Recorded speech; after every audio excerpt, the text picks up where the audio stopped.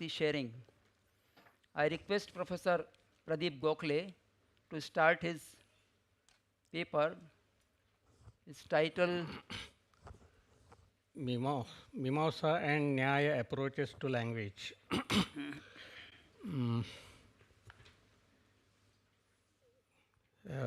Venerable Sangha and respected Chairperson and all the scholars and friends.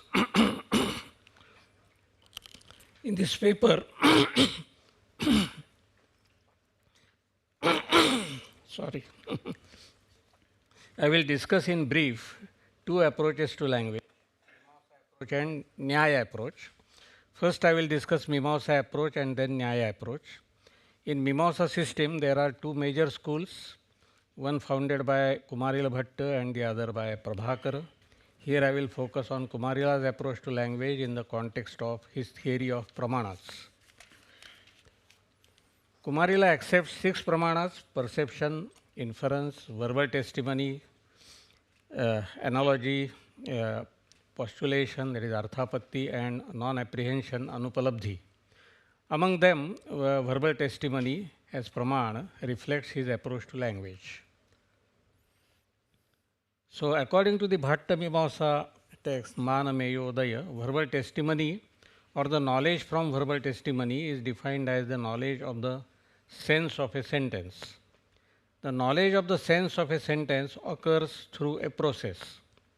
The listener first hears words. When any word is heard, its meaning is recollected. When all the words of the sentence are heard, the word meanings are arranged consistently to form the meaning of the whole sentence. The knowledge of the sentence meaning is the knowledge by verbal testimony. This process indicates a theory of sentence meaning according to which sentence meaning is a collective result of individual word meanings. It is called abhihitanvayavada. The sense, that is, the sense meaning is conveyed as an arrangement of individual word meanings. This theory of sentence meaning is distinguished from another theory according to which the words in a sentence do not express individual meanings but express collectively the sentence meaning. This theory is called anvitabhidhanavada. That is, the sentence meaning is conveyed in which word meanings are already arranged. This theory is attributed to another school of Mīmāmsā called Prabhakara school. This is about the meaning of an authoritative sentence. The other question is about the truth of the authoritative sentence. A question may be asked here, where from is the truth of the authoritative sentence derived? Here Bhatta Mīmāmsakas distinguish between two types of verbal testimony. One personal, that is authored by a person, paurusheya, and impersonal, that is authorless, apaurusheya. Here Bhattas are distinguishing between ordinary, that is laukika trustworthy sentences, and extraordinary, that is alaukika trustworthy sentences, Vaidika trustworthy sentences. Both these types of trustworthy sentences constitute verbal testimony, which is an independent Pramāṇa according to them. Here different positions about ordinary verbal testimony and extraordinary, that is Vaidika verbal testimony, can be compared with the help of a table. That is, according to Nyaya, ordinary verbal testimony is a statement of a reliable person which is not reducible to inference. And when Nayayikas talk of Vedas as extraordinary verbal testimony, for them it is authored by God, it is not reducible to inference. According to Vaisheshikas, however, the statement of a ordinary verbal testimony is the statement of a reliable person which is reducible to inference, whereas Vedas as extraordinary verbal testimony is authored by God and it is reducible to inference. According to Bhatta school of Mīmāmsā, ordinary verbal testimony is the statement of a reliable person which is not reducible to inference, and according to Bhatta Mīmāmsā, the Vedas as extraordinary verbal testimony is authorless, it is not reducible to inference. In the case of Prabhakara school, the ordinary verbal testimony is reducible to inference, whereas extraordinary verbal testimony is again authorless and not reducible to inference. According to Buddhism, ordinary verbal testimony is statement of a reliable person which is reducible to inference. According to Buddhism, Vedas as extraordinary verbal testimony is authored by persons, and reliability of Vedas is not accepted. Though Bhatta Mīmāmsakas accept both types of testimonies, ordinary and extraordinary, their main interest is in establishing the extraordinary testimony of the Vedas. Vedas, according to them, have absolute and intrinsic authority. Such an absolute and intrinsic authority of a text is not possible if the text has an author. Any person, howsoever intelligent and knowledgeable he may be, cannot be completely free from faults, nor can he be omniscient. Now, implications of Mīmāmsā approach to language. Naiyayikas accept the absolute authority of the Vedas, but they regard God as the author of the Vedas. Unlike Naiyayikas, Bhattas do not accept God either as the creator of the world or the author of the Vedas. The order of the world, according to Mīmāmsakas, is maintained by the law of karma without any governor such as God. According to Purva Mīmāmsā, the world in which we live is without beginning. Their slogan is, the world was never unlike this world. Na kadachit anidrusham jagat. Hence, there was no point of time when the world was originated, when human world came into existence, when Vedas were either composed or revealed for the first time. The knowledge of the Vedas has been transferred from one generation to another by teacher-disciple tradition. But there was no time when this practice began. Hence, according to Purva Mīmāmsā, the Vedas are eternal, the words in the Vedas are eternal, the meanings of the Vedic words are fixed, universal and eternal. The word meaning relation is also eternal. The idea that the Vedas are authorless has implications to the structure of language as a whole. The absolute authenticity of Vedas was possible only by giving an eternal status to them. Kumarila also gives rational arguments for regarding words' meanings as well as word-meaning relation as eternal.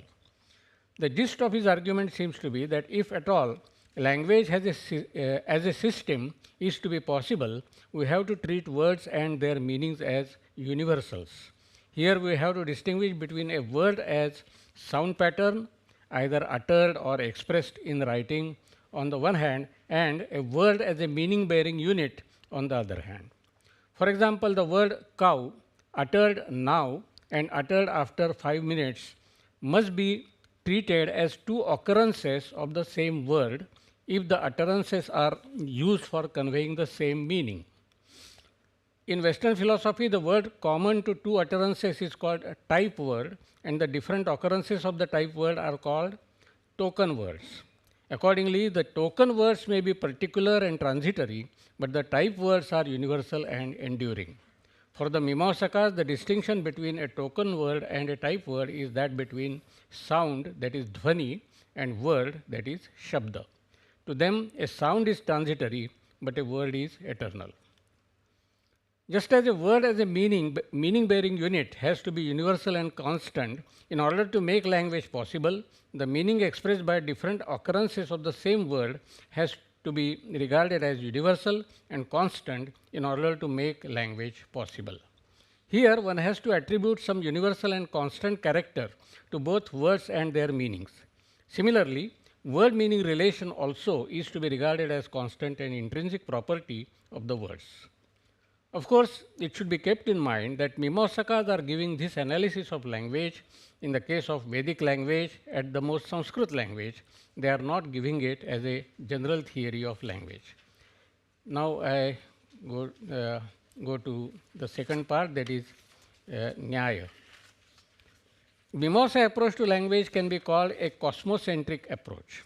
According to this approach, words as the meaning-bearing elements of language have they obtain their power to refer to the elements of the world by themselves, that is to say, independent of human agency. The question of human agency comes at the next stage.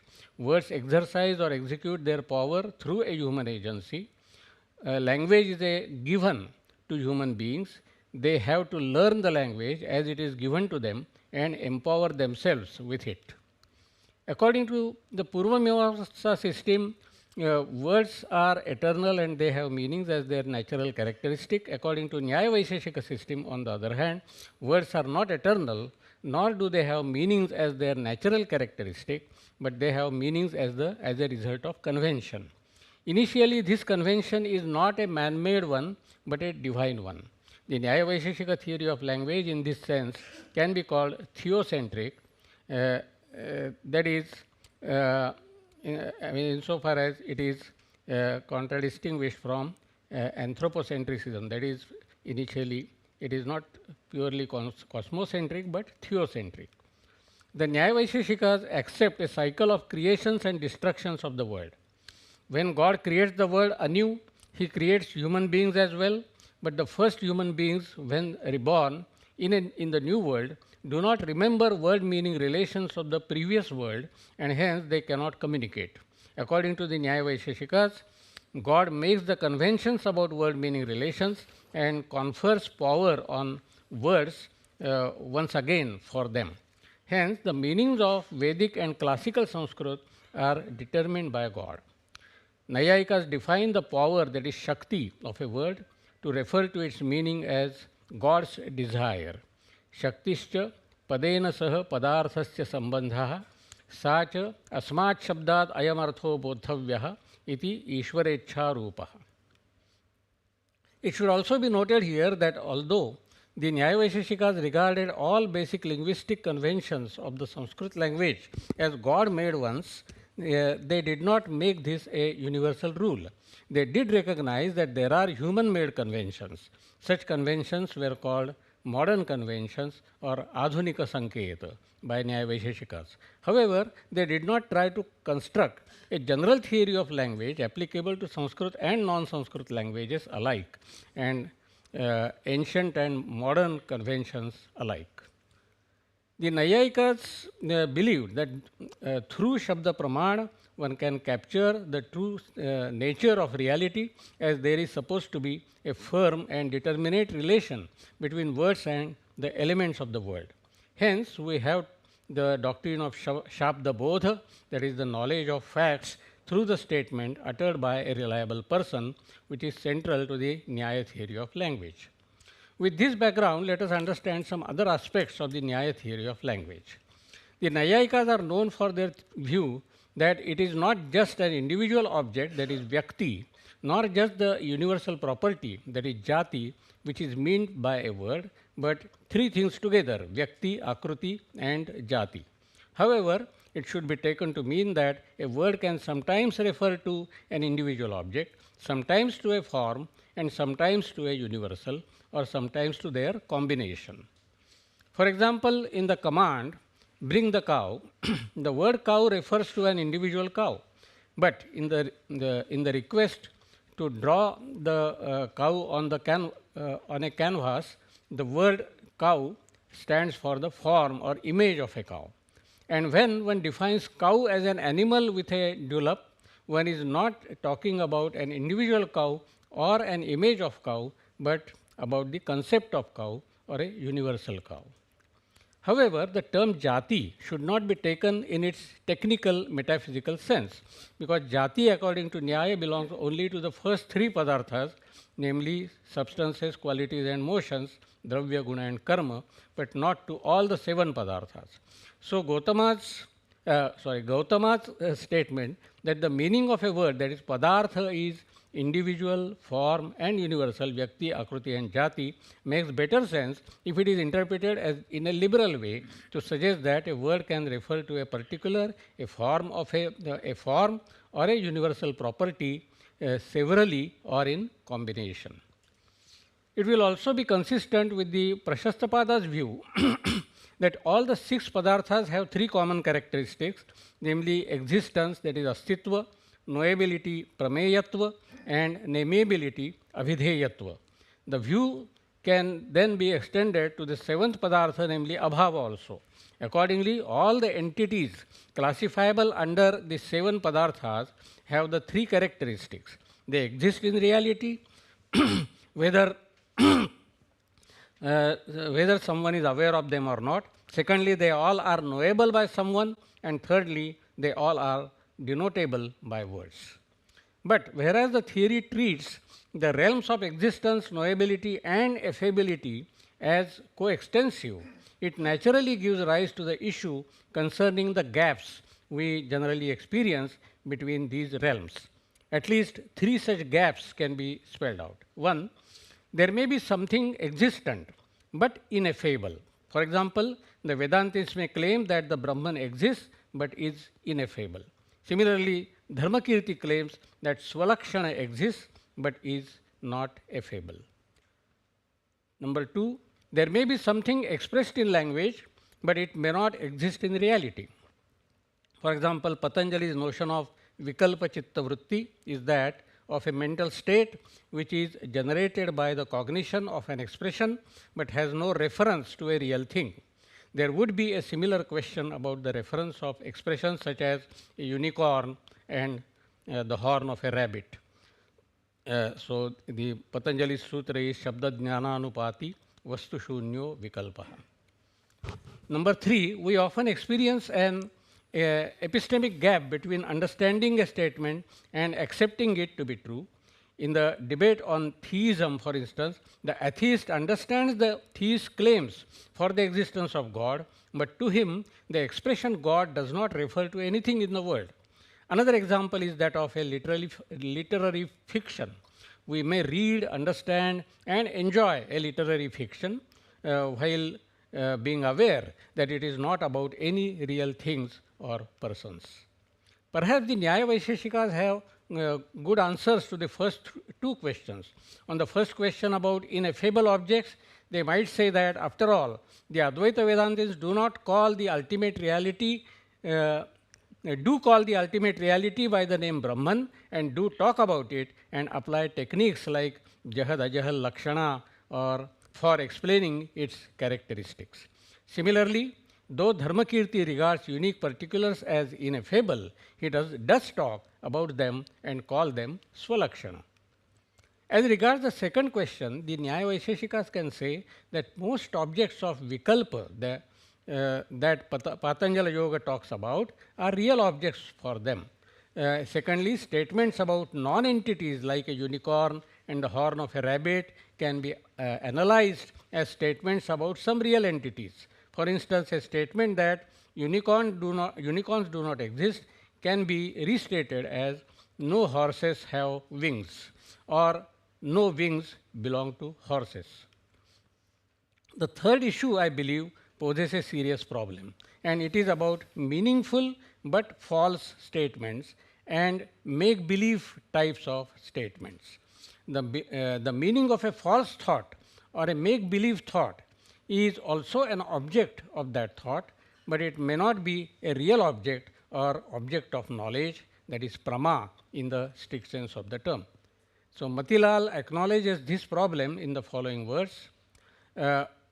We may understand the meaning of a false statement without believing in what it says. Here we take prima facie understanding to be a basic attitude prior to belief or knowledge. A Nyayika cannot agree for a simple non-committal attitude of only understanding the meaning or sense of a statement without believing or disbelieving it is not available in Nyaya vocabulary. So this is the end of my presentation.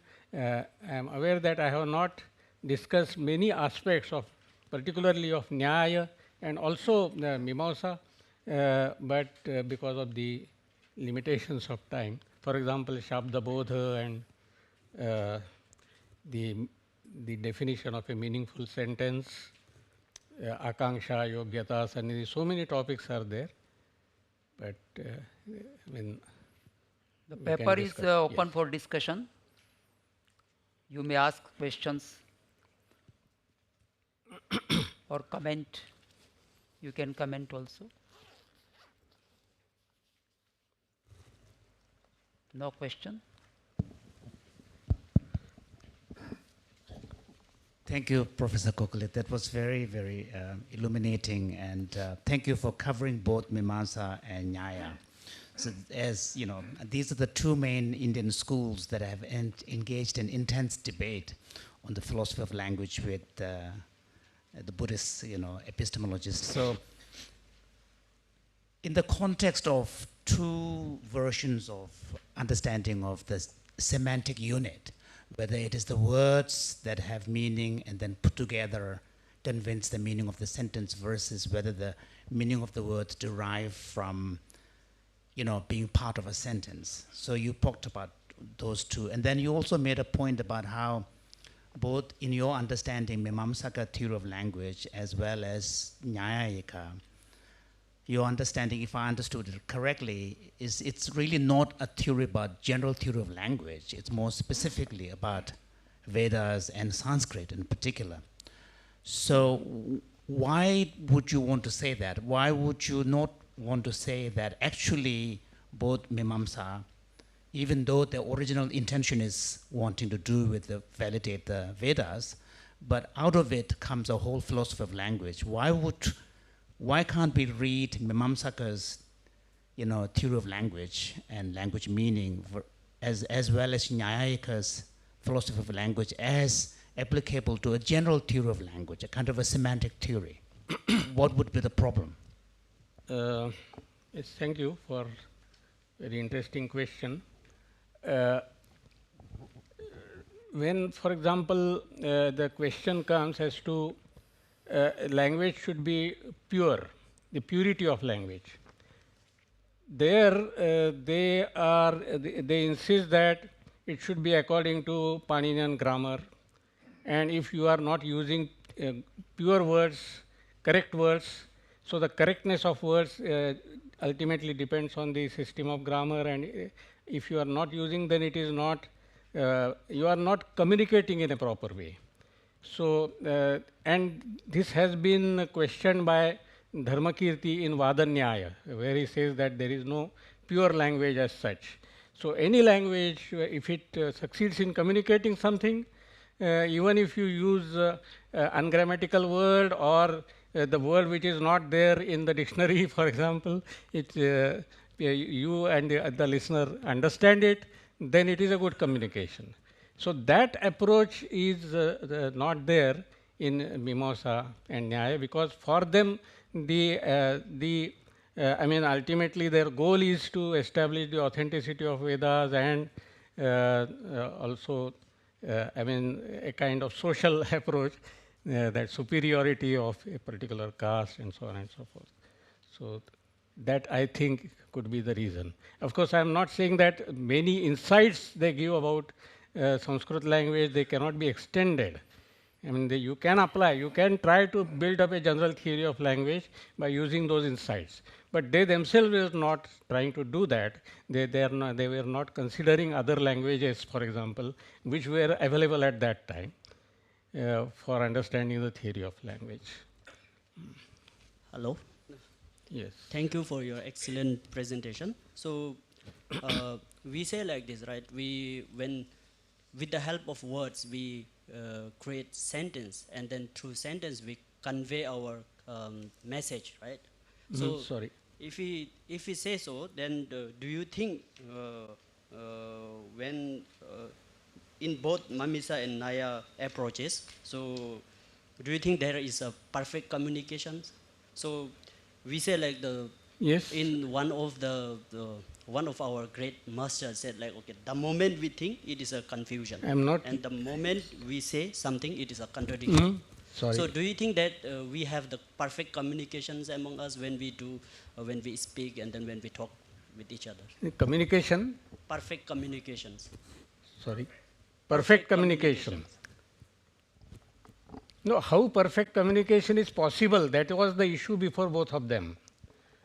And particularly Nyāyikas. That is, when I utter a sentence, I utter it, say, kramashah, and not at once. So no sentence is given in one moment. So first letters are uttered, letters after letters, which make a word, then words after words, which make a sentence, and the listener also hears in that order. And by at one moment, only one letter is heard. Second moment, phoneme is heard. And then when the last phoneme is heard, then he understands the whole world. And in this way, ultimately he understands the sentence. So when a word is heard, he remembers the meaning because he has already the convention. The conventional relation between words and meanings, both of them should have. On the basis of that conventional relation, he understands the word meanings and then ultimately sentence meaning. Given that, certain conditions are fulfilled. And what are the conditions? They talk about akanksha, yogyata, sannidhi, etc.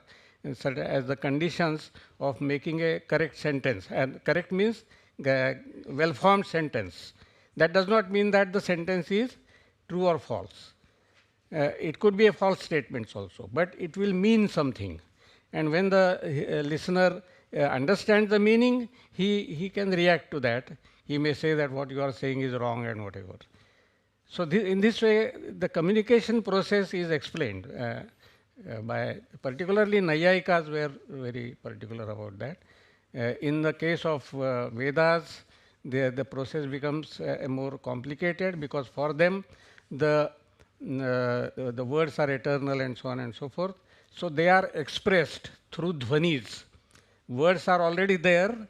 They are not created or they are not impermanent, they are permanent, but they are expressed through dhvanis.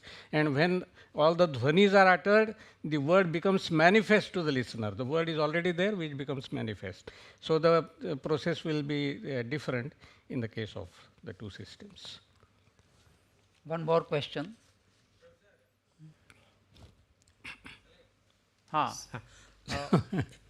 Professor, you said like the Mīmāṃsāka's methodology of understanding language is only for Vedas, like this Upakrama, Upasamhara and all that. But this can also be used for the Laukika language. That's yes. Number one. Number two, like there is a like going like this Prabhakaras go with the Nyaya school. They go with the Nyaya school as far as their language understanding is concerned. Somewhat like Bhattas differ because they believe that Shakti Grahopaya is there. So Bhattas believe in Vedantins. Whereas the Nyayikas go along with Prabhakaras, which is why the Abhava is not given as a Pramāṇa and understanding is according to the Sabda, like as it is in as far as Nyaya is concerned. There is where he is differing from that. So do you think that Bhatta school is more towards the Vedas and Prabhakara school is like trying to compromise with the Vedas, Vedic exegesis? Did I make myself clear?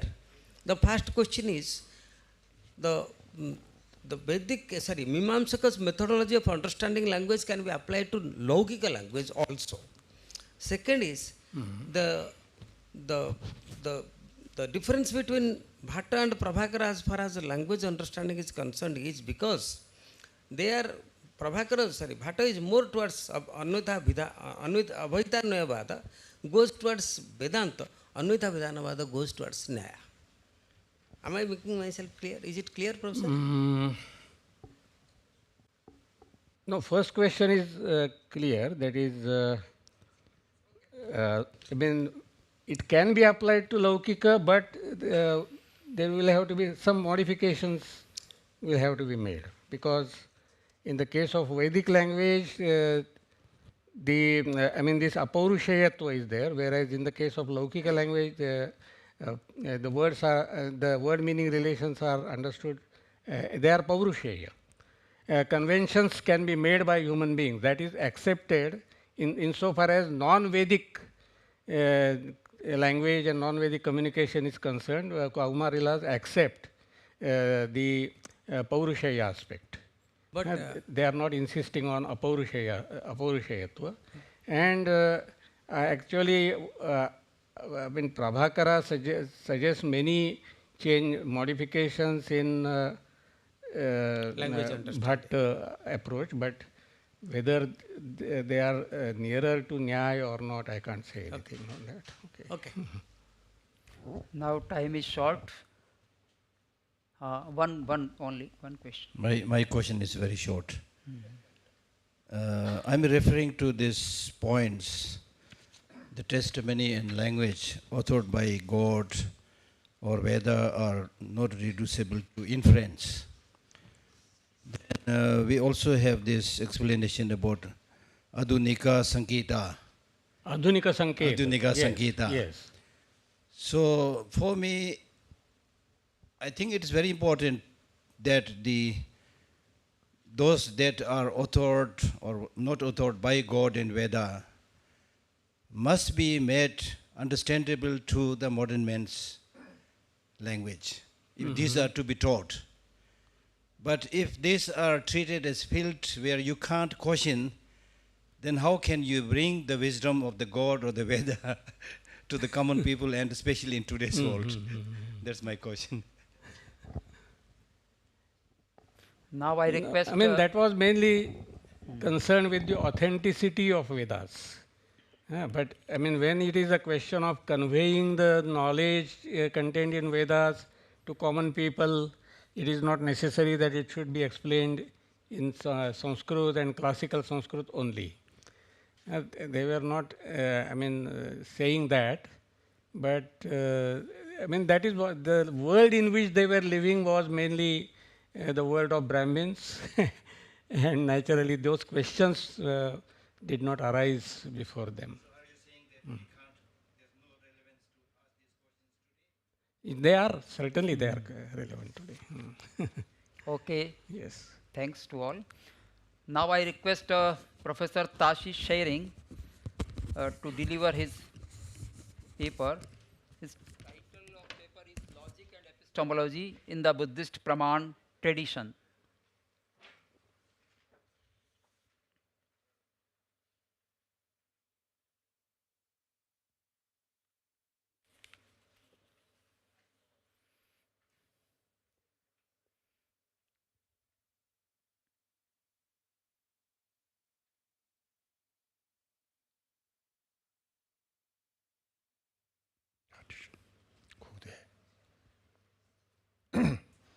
Good morning, everybody.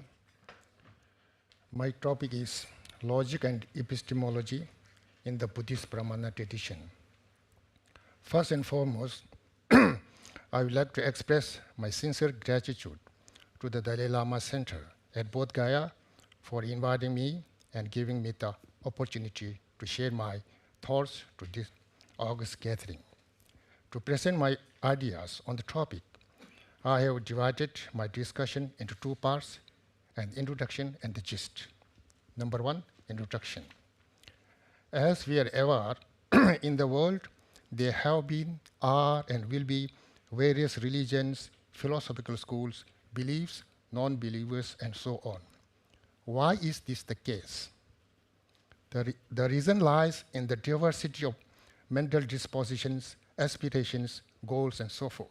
Therefore, even in Buddhism, the Buddha offered different teachings tailored to specific followers, and these teachings are valid for those particular individuals, much like how different medicines cure different illnesses. The same principle applies to all other religions and philosophical traditions.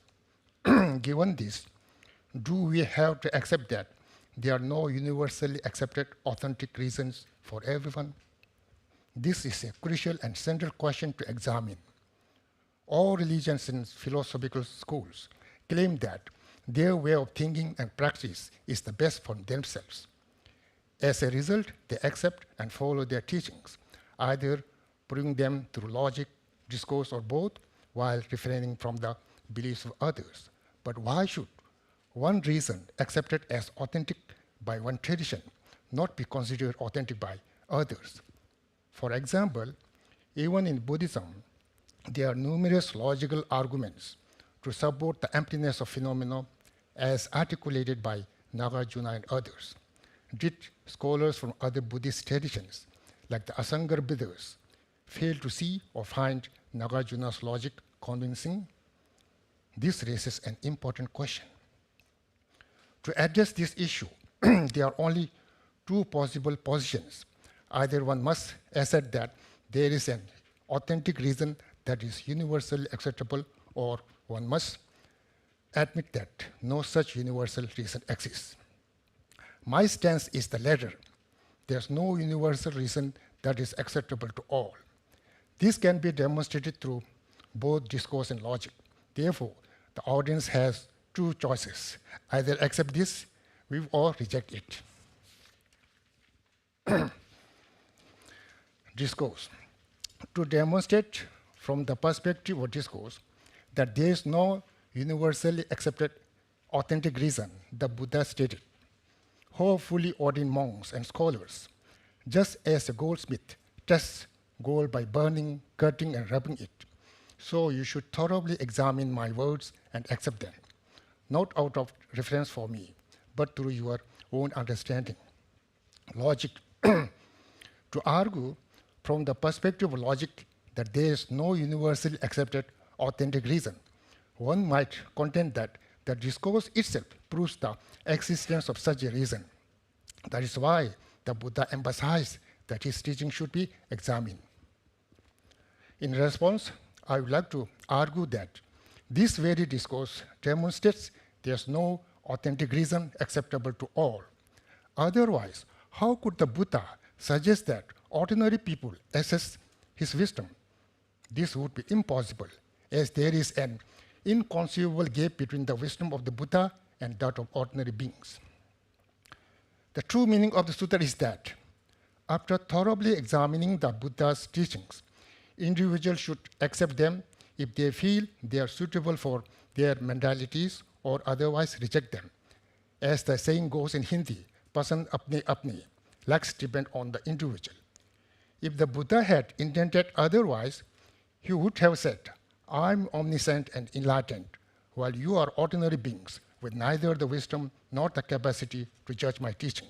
You must follow whatever I said with unwavering faith and reverence." Instead, the Buddha's words should have been phrased differently, with a slight change in tone, as follows: "Ho fully ordained monks and scholars, although a goldsmith examines gold by burning, cutting, and rubbing it, you should not examine my words and accept them merely because I am the Buddha." Number 2, gist. Now, to address the core topic of logic and epistemology, there are numerous volumes written by both Indian and Tibetan masters, and covering all of them would not be feasible. Among them, the two things are going to be examined as follows. Number 212, logic, reasonings. What is the characteristic of reasoning? Any statement provided to establish the pramāṇam, the proposition to be proven, is considered as characteristic of reasoning. Reasoning can be classified into two types: correct reasoning and incorrect reasoning.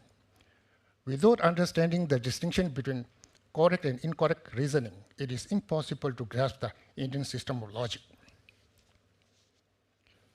What is the characteristic of correct reasoning? Correct reasoning is characterized by possessing all three modes.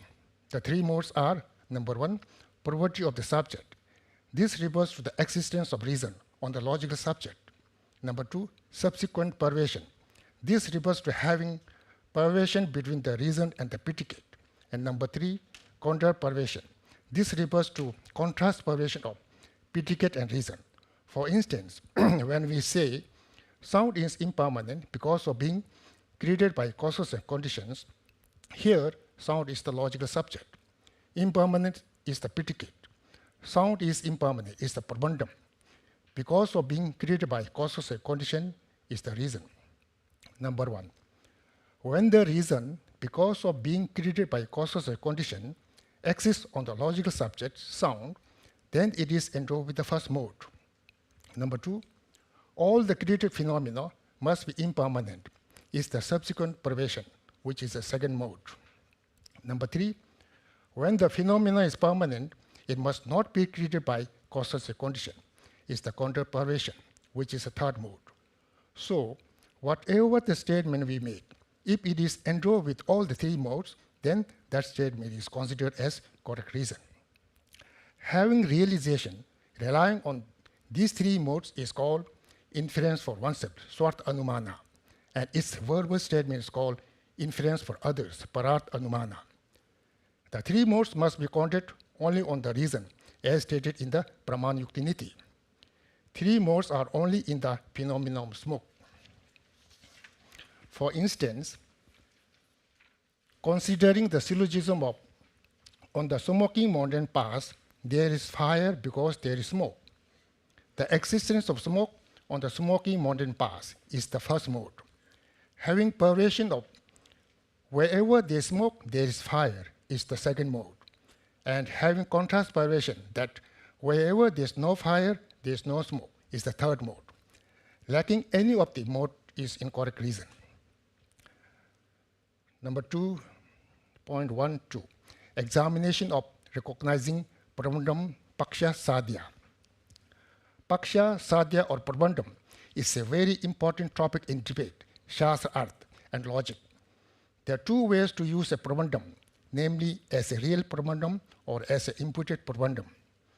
A real Prabandham refers to the combination of a logical subject with a predicate, whereas an imputed Prabandham refers to both the logical subject and predicate in isolation. For instance, when one uses a logical syllogism in order to prove the impermanence of sound, such as sound is impermanent because it is the product of a causal condition, impermanent sound is the real Prabandham, whereas sound and impermanent are merely imputed Prabandha. The question is, if the logical subject and predicate are not real Prabandha or Paksha, then why are they designated as Prabandha? Though there are various ways to input names, such as through similarity, relation, being well known in the world, the imputation of a universal name onto a particular phenomenon, etc. Regarding the Prabandham, it is imputed on the logical subject and the predicate individually because they are the parts of an assembled whole, that is, the parts of the real Prabandham. Such as, when a portion or part of a cloth is burnt, one says the cloth itself is burnt. Number one, why is the logical subject imputed as a Paksha?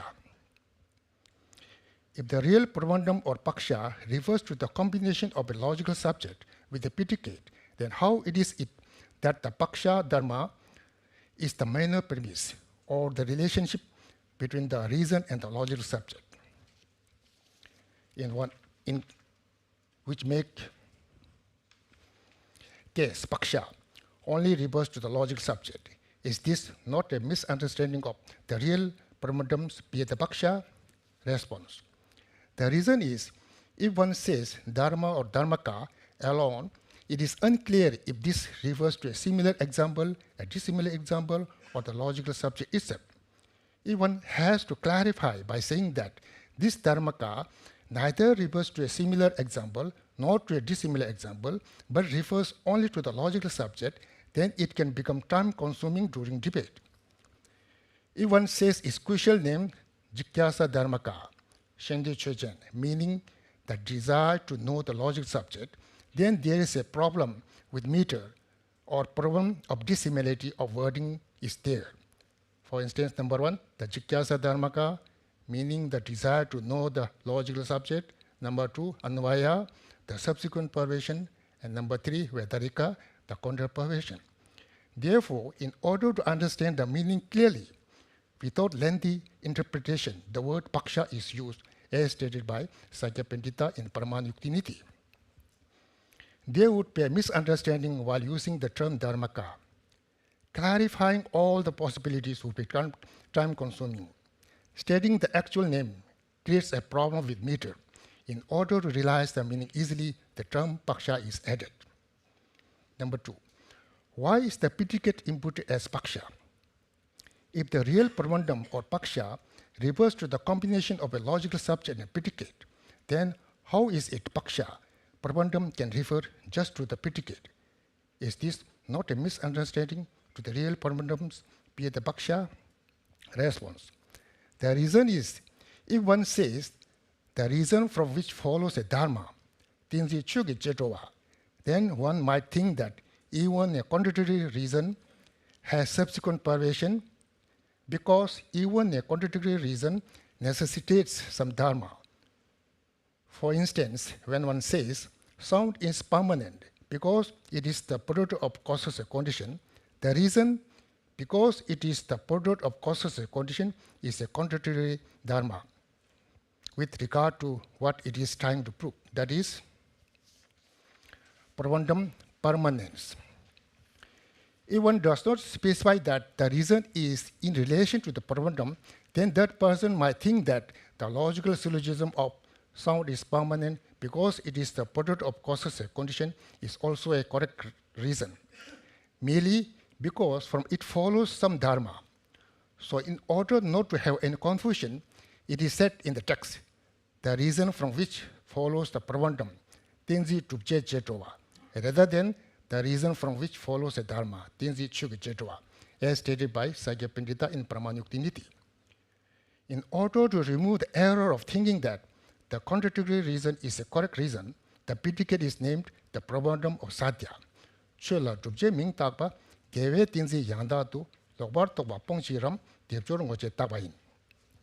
When the paksha is stated in relation to dharma, then it automatically refers to the logical subject, such as enroll with hand automatically refers to an elephant, simply through a well-known convention. Whereas when dharmaka is stated in relation to dharma, then there is no certainty, just like enroll with the head could refer to anyone with the head. These analogies are stated by Sajya Pandita in Pramāṇa Niti as follows. The word of paksha related with dharma refers only to the logic subject, such as enroll with hand. The word of dharmaka, though related with dharma, there is no certainty, such as enroll with head. Number 2.2. Epistemology, an examination of the characteristic of pramāṇa.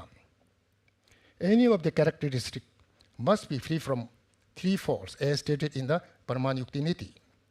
Non-pervasion, over-pervasion, and impossibility are the three general faults of characteristic.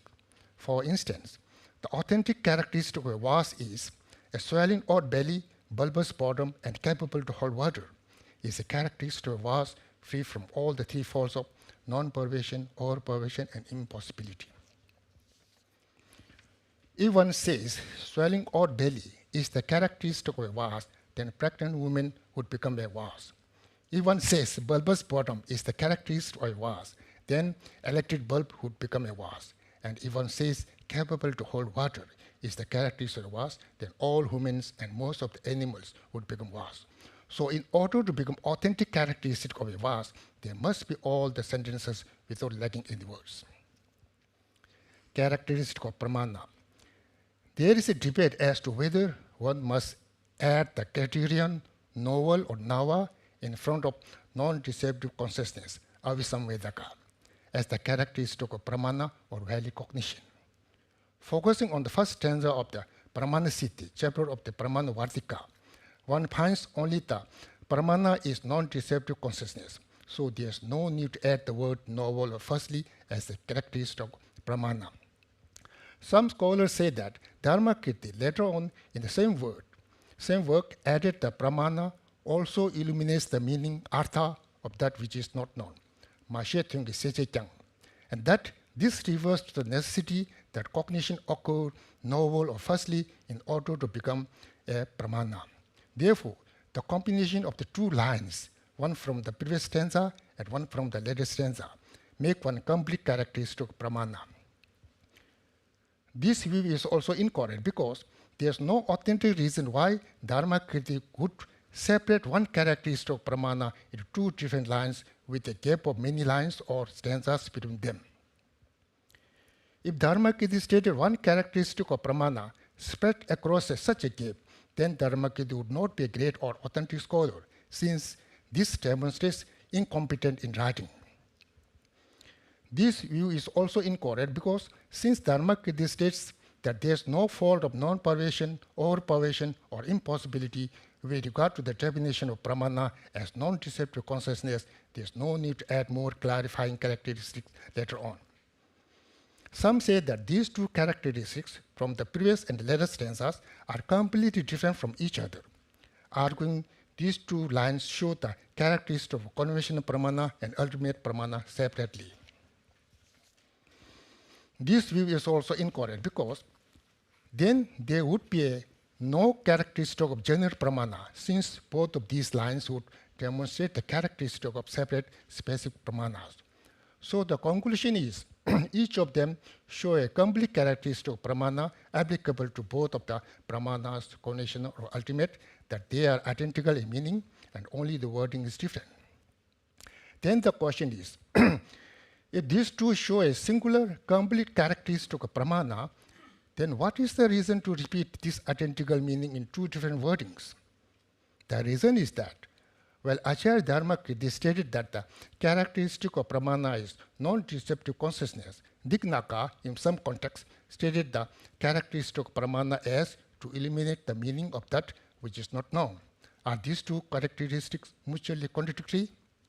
Well, Acharya Devendra Mati says that either definition is sufficient as a characteristic of pramāṇa. Others classify these as the characteristic of ultimate and conventional pramāṇa, respectively. According to Sakya Pandita, Dharmakīrti stated that also illuminates the meaning of that which is not known is a complete characteristic of pramāṇa in different wording, but identical meaning to the stanza, to the earlier stanza as stated in Pramāṇa. Both non-deceptive and illuminates the meaning of that which is not known are identical in realizing the cognition of individual phenomena, swalakshana.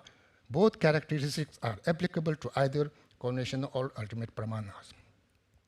In his commentary, Sakya Pandita said, the phrase also illuminates the meaning, artha, of that which is not known.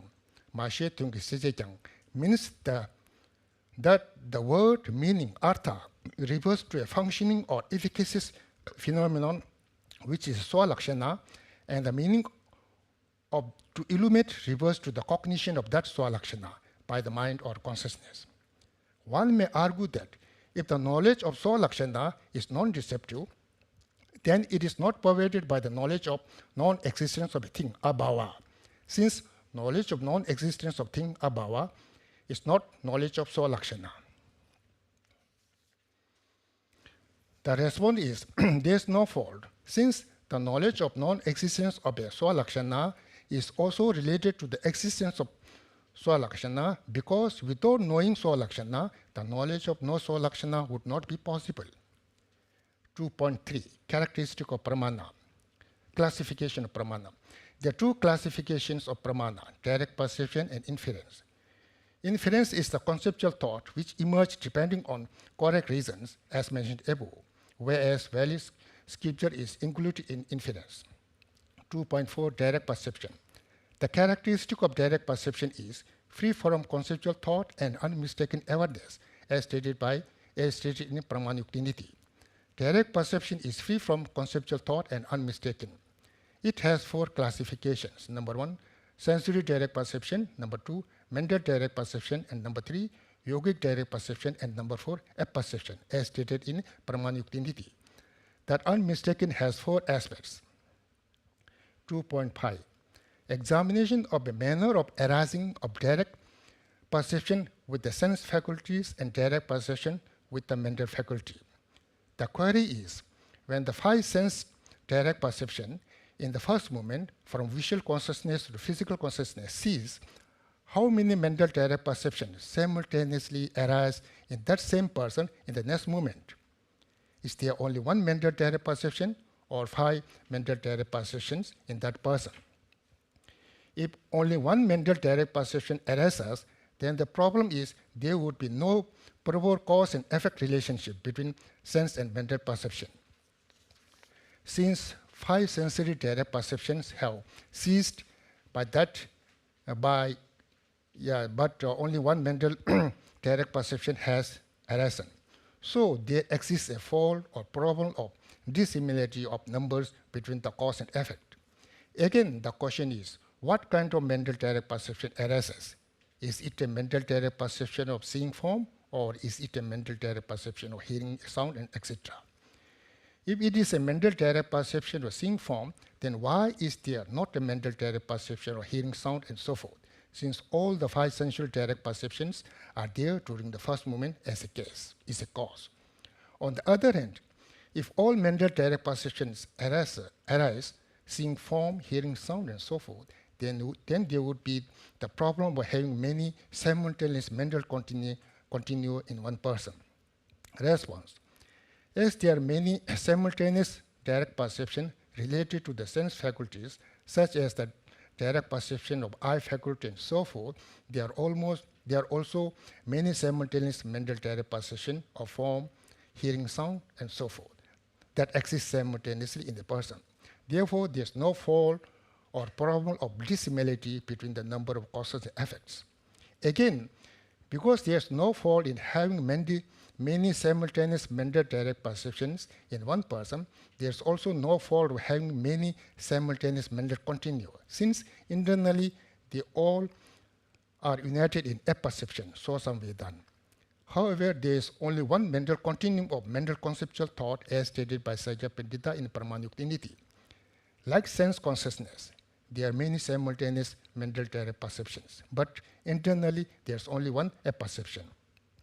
So while from the perspective of focusing on external phenomena, there are 5 simultaneous mental direct perceptions, internally there is only one apperception or one conceptual thought in one moment.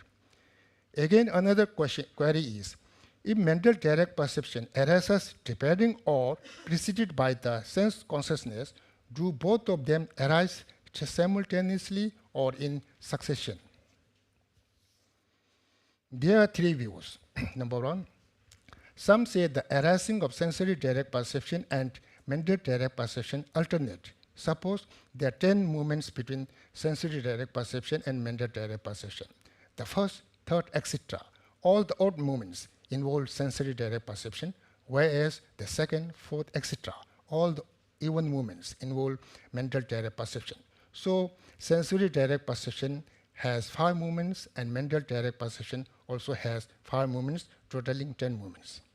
Number 2, some say that within the 10 movements, the first 9 movements are of sensory direct perception, whereas the 10th movement involves mental direct perception. So sensory direct perception has 9 movements and mental direct perception has only 1 movement, totaling 10 movements.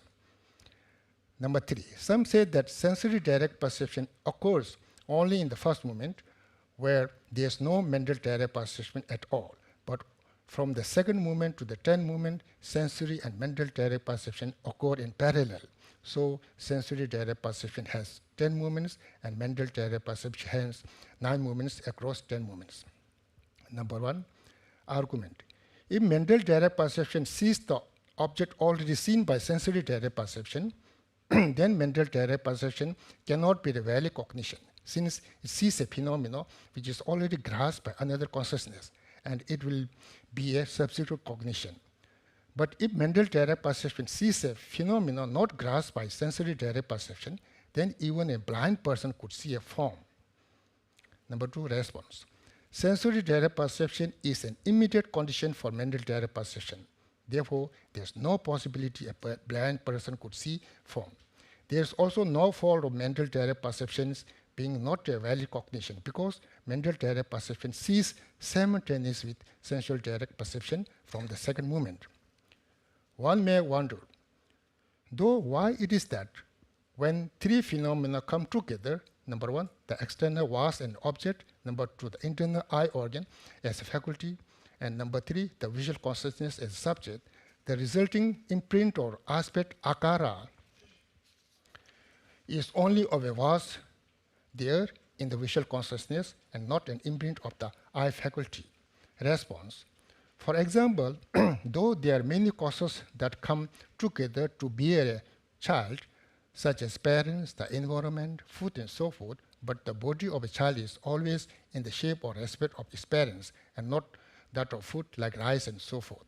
In the same manner, the imprint of visual consciousness always resembles external form and not the aspect of eye faculty as stated in Pramāṇa. Though food, etc. are the causes for sun, but the sun is in the shape of parents, likewise, the aspect of objects such as was arises to the consciousness. Again, one may wonder, why is that through the assemblage of three phenomena. Number one, the external vast as an object. Number two, the internal eye as a faculty. And number three, the visual consciousness as a subject. The result is named after the sense faculty, that is visual consciousness, and not with the regard to the external form of a vast, etc. Response. For example, through the assemblage of three phenomena of number one, a drum, number two, a stick, and number three, human effort, the result of sound emerges. If one says stick sound or human sound rather than drum sound, then one cannot understand its meaning. Just saying drum sound, one can easily understand the meaning without any error. In the same manner, when one says form consciousness rather than visual consciousness, then there is a possibility of confusing visual consciousness with mental consciousness, as the Buddha has said in the sutra. There are two kinds of consciousness knowing form, that is the eye and the mind. So just saying visual consciousness, one can easily understand the meaning without any error. Following are the issues to be discussed. Number one, is there any universally accepted authentic reason? If so, why do various religions and philosophical schools continue to exist? Number two, according to Indian Buddhist Pramāṇa treatises, is it necessary to apply the term novel or nava when describing the characteristics of pramāṇa? Number three, the real and imputed designation of the paksha. Number four, the process of arising in sensory direct perception and mental direct perception. Thank you very much. Thank you, Professor Śabdārtha. Now there is a shortage of time to ask question, so I invite the next speakers.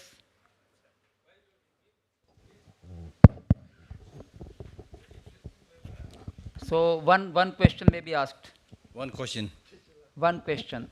One question. First question. Yes. Yes.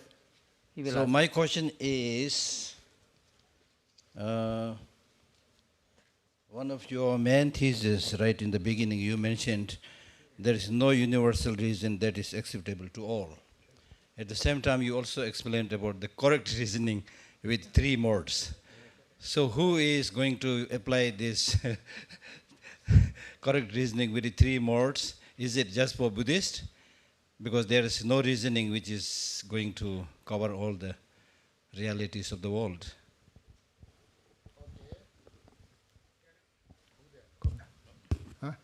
Yeah, this I mentioned regarding the three modes, okay, according to Buddhist Pramāṇa tradition. But according to Buddhist consequentialist tradition, they don't accept it. Okay? In this way, there's no universally acceptable authentic reason. It's okay?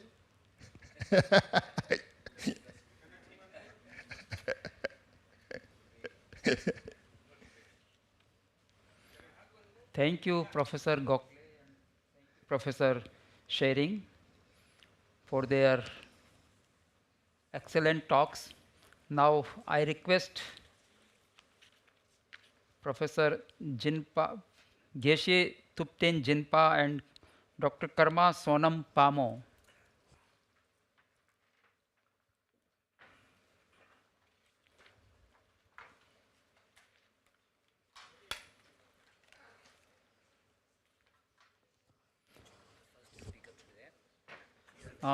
They will keep it here. You can come here. No, he will come here. Okay, you can. You can come. Who is the next? Yes. Karma Sonam.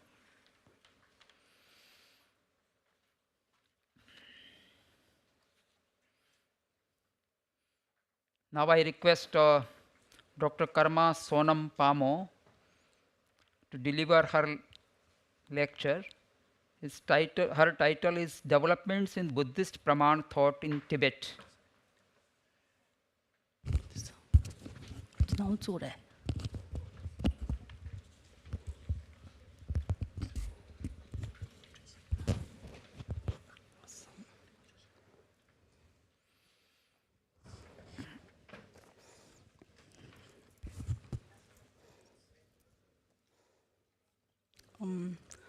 Namo Buddhaya. My humble greetings to His Eminence Professor S. Rinpoche and Venerable Sangha members and all the respected chairperson of this session and distinguished scholar on the dais, as well as all the distinguished scholars in the hall. First of all, I would just like to express my gratitude to the center because I'm deeply honored to be part of this first All India conference of the Dalai Lama Institute, Dalai Lama Centre for Tibetan and Ancient Indian Wisdom, for giving me this opportunity. And as it is in the paper and the schedule, the title of my paper is The Development of Buddhist Pramāṇa Thought in Tibet, the Historical Phases and Scholarly Contributions.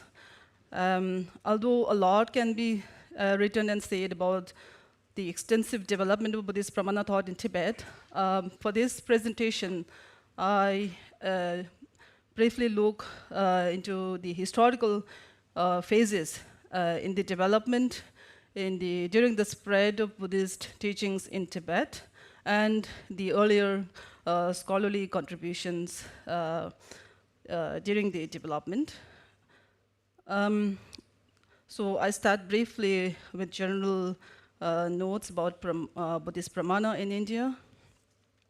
The philosophical system propounded by the Tathagata Gautama Buddha constitutes a significant classical Indian philosophical school with its own distinctive tradition of pramāṇa comparable to other classical Indian philosophical frameworks. Buddhist Pramāṇa, though dispersed throughout Buddha's teachings, transcends mere empirical considerations and logical reasoning. Rather, it functions as a comprehensive medium of valid cognition, deeply embedded as a pathway to spiritual knowledge. Significantly, the Tathagata Buddha never asserted absolute validity for either his own pronouncements or those of others. Instead, he emphasized the paramount importance of engaging with logical processes and reasoned inquiry that would ultimately lead to valid cognition. Consequently, the Buddha's philosophical teachings preserved in the sutras and tantras frequently take the form of dialogical exchanges between the Buddha and his disciples. Rather than imposing doctrinal declarations to be accepted solely on authority, Buddha consistently encouraged his followers to undertake their epistemological journey through rigorous logical reasoning, ultimately arriving at valid cognition through independent investigation. During the Buddha's lifetime, no distinct doctrine was explicitly designated as Buddhist Pramāṇa. Rather, epistemological elements were seamlessly integrated throughout his general teachings. The systematic Buddhist Pramāṇa tradition, as recognized today, formally emerged with Acharya Dignāga's seminal work, Pramāṇa Samujaya, a comprehensive compilation synthesizing approximately 108 Pramāṇa Shastras he authored, drawing upon the Buddha's dispersed teachings on Pramāṇa or valid cognition. This text catalyzed extensive scholarly engagement with Buddhist epistemology, generating numerous commentaries from his disciples and subsequent masters.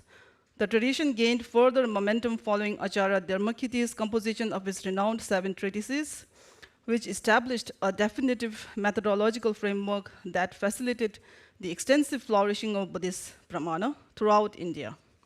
Commentaries on Acharya Dharmakīrti's epistemological treatises were composed by many other distinguished Indian masters.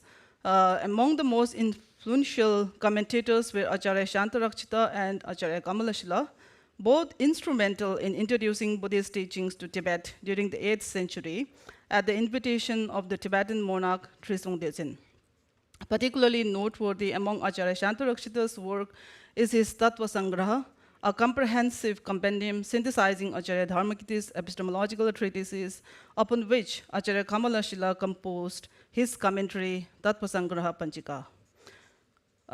Buddhist Pramāṇa constitutes a fundamental pillar within the curriculum of Indo-Tibetan Buddhist philosophical studies across all Tibetan Buddhist schools. Firmly rooted in the ancient Indian Nalanda Buddhist tradition, it survives today as a vibrant living tradition within the Tibetan Buddhist tradition. Tibetan Buddhist masters, scholars, and translators meticulously preserved and advanced the Indian Buddhist Pramāṇa tradition through systematic translation of seminal epistemological treatises from Sanskrit to Tibetan. Furthermore, the Tibetan Buddhist scholars substantially developed this tradition through their original compositions on the subject and by establishing Buddhist Pramāṇa as a core component of Indo-Tibetan Buddhist philosophical education. What follows in this paper is an attempt to present a concise historical development of Buddhist Pramāṇa thought in Tibet and scholarly contributions to its flourishing within the Tibetan Buddhist tradition through three distinct phases. First, the advent of Buddhist Pramāṇa thought in Tibet and the old Pramāṇa period. Second, the new Pramāṇa period and its consolidation. And third, the unique contributions of Tibetan scholars in systemizing Buddhist Pramāṇa as a standardized component of Buddhist philosophical studies across all Tibetan Buddhist schools. The introduction of Buddhist Pramāṇa thought in Tibet coincided with the broader transmission of Buddhist teachings to Tibet in the 8th century. Following the arrival in Tibet of Indian Buddhist masters, Acharya Shantarakshita and Acharya Kamalashila, both renowned Buddhist epistemologists from ancient India's Nalindra Mahavihara, an extensive period of translation activity ensued with numerous Indian Buddhist Pramāṇa Shastras being rendered into Tibetan from Sanskrit between the 8th and 11th centuries, along with Shastras on Madhyamika or Abhidhamma or other subjects as well. This early phase of translation and study of Buddhist Pramāṇa Shastras continuing until the time of the Tibetan translator Ngolo Tsawa Loden Sherab, who was born in 1059, that's mid-11th century, became known as the Old Pramāṇa period, spanning from the beginning of the early to the later transmission of Buddhist teachings in Tibet. The early transmission period of Buddhist teachings in Tibet occurred between the 7th and 9th centuries, though substantive translation of Pramāṇa Shastras and their systematic study is believed to have commenced in 8th century during the reign of Tibetan king Tshesung Dezhe. The initial corpus of Pramāṇa Shastras translated from Sanskrit to Tibet during this period, that is the early transmission of the Buddhist teachings in Tibet. This period included Acharya Dharmakīrti's Nyaya Bindu and Santan Antar Siddhi, some commentaries on these works, and Acharya Kamalashila's summary of the early portions of Hetu Bindu, translated by the Tibetan translator Kawa Palsek. This period marked not only the advent of Pramāṇa Shastras in Tibet, but also initiated the teaching and learning of dialectical methods through systematic logical reasoning based on the translated Buddhist Pramāṇa Shastras.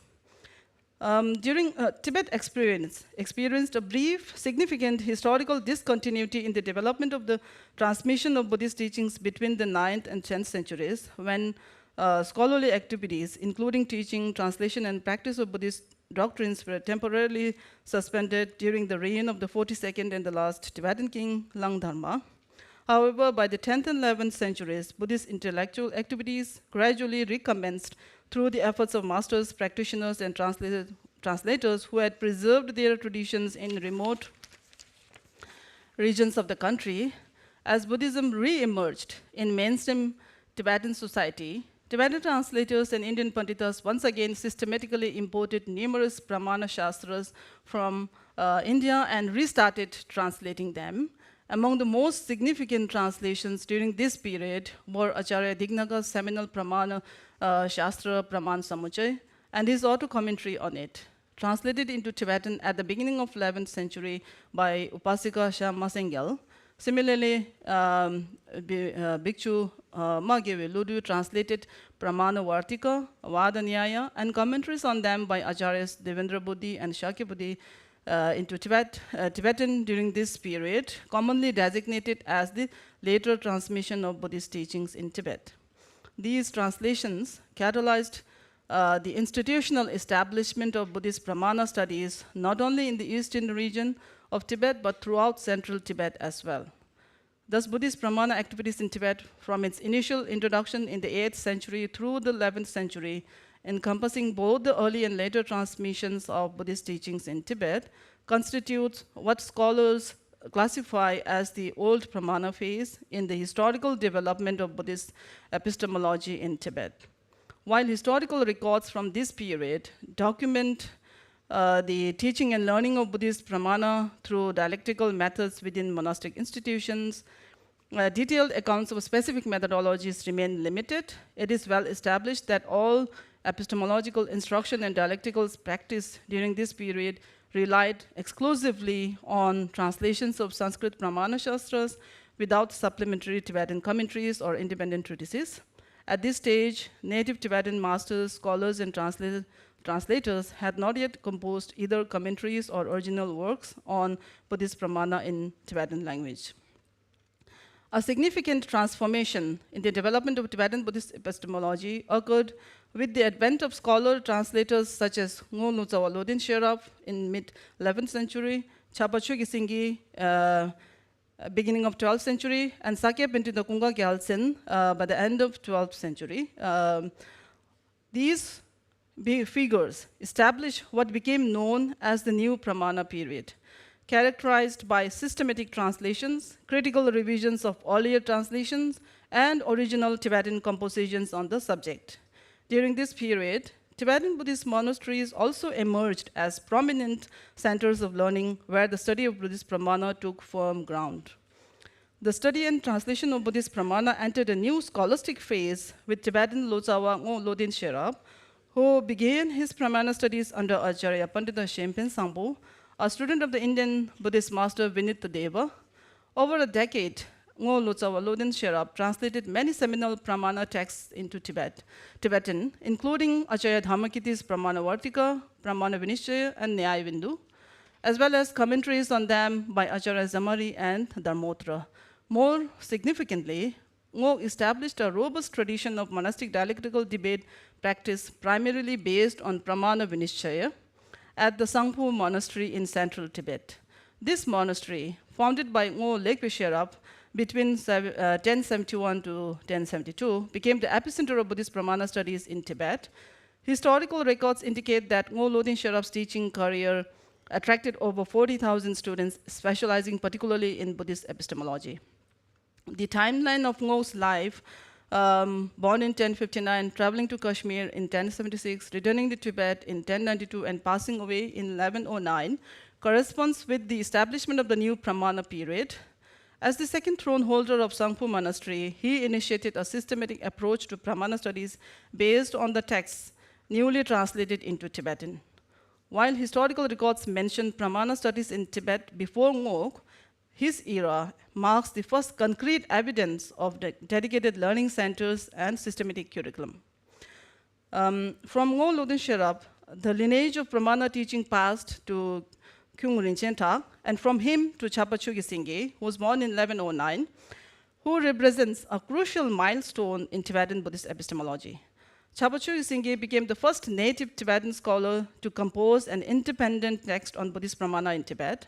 His groundbreaking work titled Tseme Duba, commonly known as Duda or Collected Topics later, was designed as an elementary text introducing logical reasoning within the unique dialectical style of the Tibetan language, incorporating elements of Tibetan colloquialism. In addition to this seminal work, Chapa Chogyal authored several commentaries on Buddhist Pramāṇa treatises. His contributions mark a paradigm shift in the tradition, as until Chapa, there were neither independent Tibetan works on Buddhist Pramāṇa nor Tibetan commentaries on Indian Buddhist epistemological works. The teaching and learning of Buddhist Pramāṇa had previously relied entirely on translated works of Indian Pramāṇa Shastras. Chapa's innovations initiated a rigorous Tibetan Buddhist epistemological tradition that would thrive across all Tibetan Buddhist schools as a living continuation of the Nalanda Buddhist tradition. The methodology established by Chapa was continued by his disciples and spread throughout Tibet, resulting in over hundreds of indigenous Pramāṇa texts composed in Tibetan. Chapa's student Zangnakpa Chundu Singye studied Pramāṇa under him and composed commentaries on the Pramāṇa Vinishchaya, and through Zangnakpa's disciple, Nyashik Jambal Doji, the tradition of philosophical Pramāṇa studies spread to the Jonang and Sakya schools of Tibetan Buddhism. Next comes the period of Sakya Pendita, which saw the maturation of Pramāṇa studies in Tibet. Sakya Pintita Kunga Gyaltsen was born in 1182. With him, the philosophical study of Buddhist Pramāṇa in Tibet reached new heights of sophistication and maturity. This period witnessed not only more systematic translations, but also critical revisions of earlier translated works. Sakya Pintita studied Buddhist Pramāṇa under the Indian Buddhist scholar Pandita Shakyashri and subsequently revised the Tibetan translation of Acharya Dharmakīrti's Pramāṇa Vartik, establishing this revised text as the foundation for Pramāṇa studies at the Sakya monastery. The most significant advancement during this period was Sakya Pandita's composition of Tsema Rigter, Treasury of Reasoning, a seminal text comprising both root verses and commentary. This work brought forth extensive flourishing of Buddhist epistemological studies throughout Tibet, and it is said that the great scholar Sakya Pintita had several thousands of disciples, many of whom became lineage holders of his tradition later. Prominent among those were Uyukpa Rigpe Singye, Shang Dodipal, Dharmchand Namkhapal, Panglozo Ludu Tempa, Lama Sonam Gyaltsen, Nyawin Kungapal, and Jesu Rendawa Shonulodu, who himself composed various Pramāṇa treatises and further expanded the teaching of epistemological studies. By this time, Tibetan Buddhist scholars were making significant and unique contributions to Buddhist epistemology, adapting and developing the tradition to new heights. The foundation of a robust scholastic tradition encompassing teaching, learning, translation, and original composition of Buddhist Pramāṇa texts became firmly established, with Tibetan scholars producing their own texts that both preserved and innovatively extended the Indian Buddhist philosophical epistemological tradition in Tibet. Next, a short introduction about the unique contributions of Tibetan scholars in systemizing Buddhist Pramāṇa. So, as the new Pramāṇa period unfolded in Tibet, pioneering Tibetan scholars like Ngo Losao Lodin Sherab, Chapachu Gisenge, and Sakya Pintita led the development of Buddhist Pramāṇa through rigorous compositions of texts on Pramāṇa in their native Tibetan language.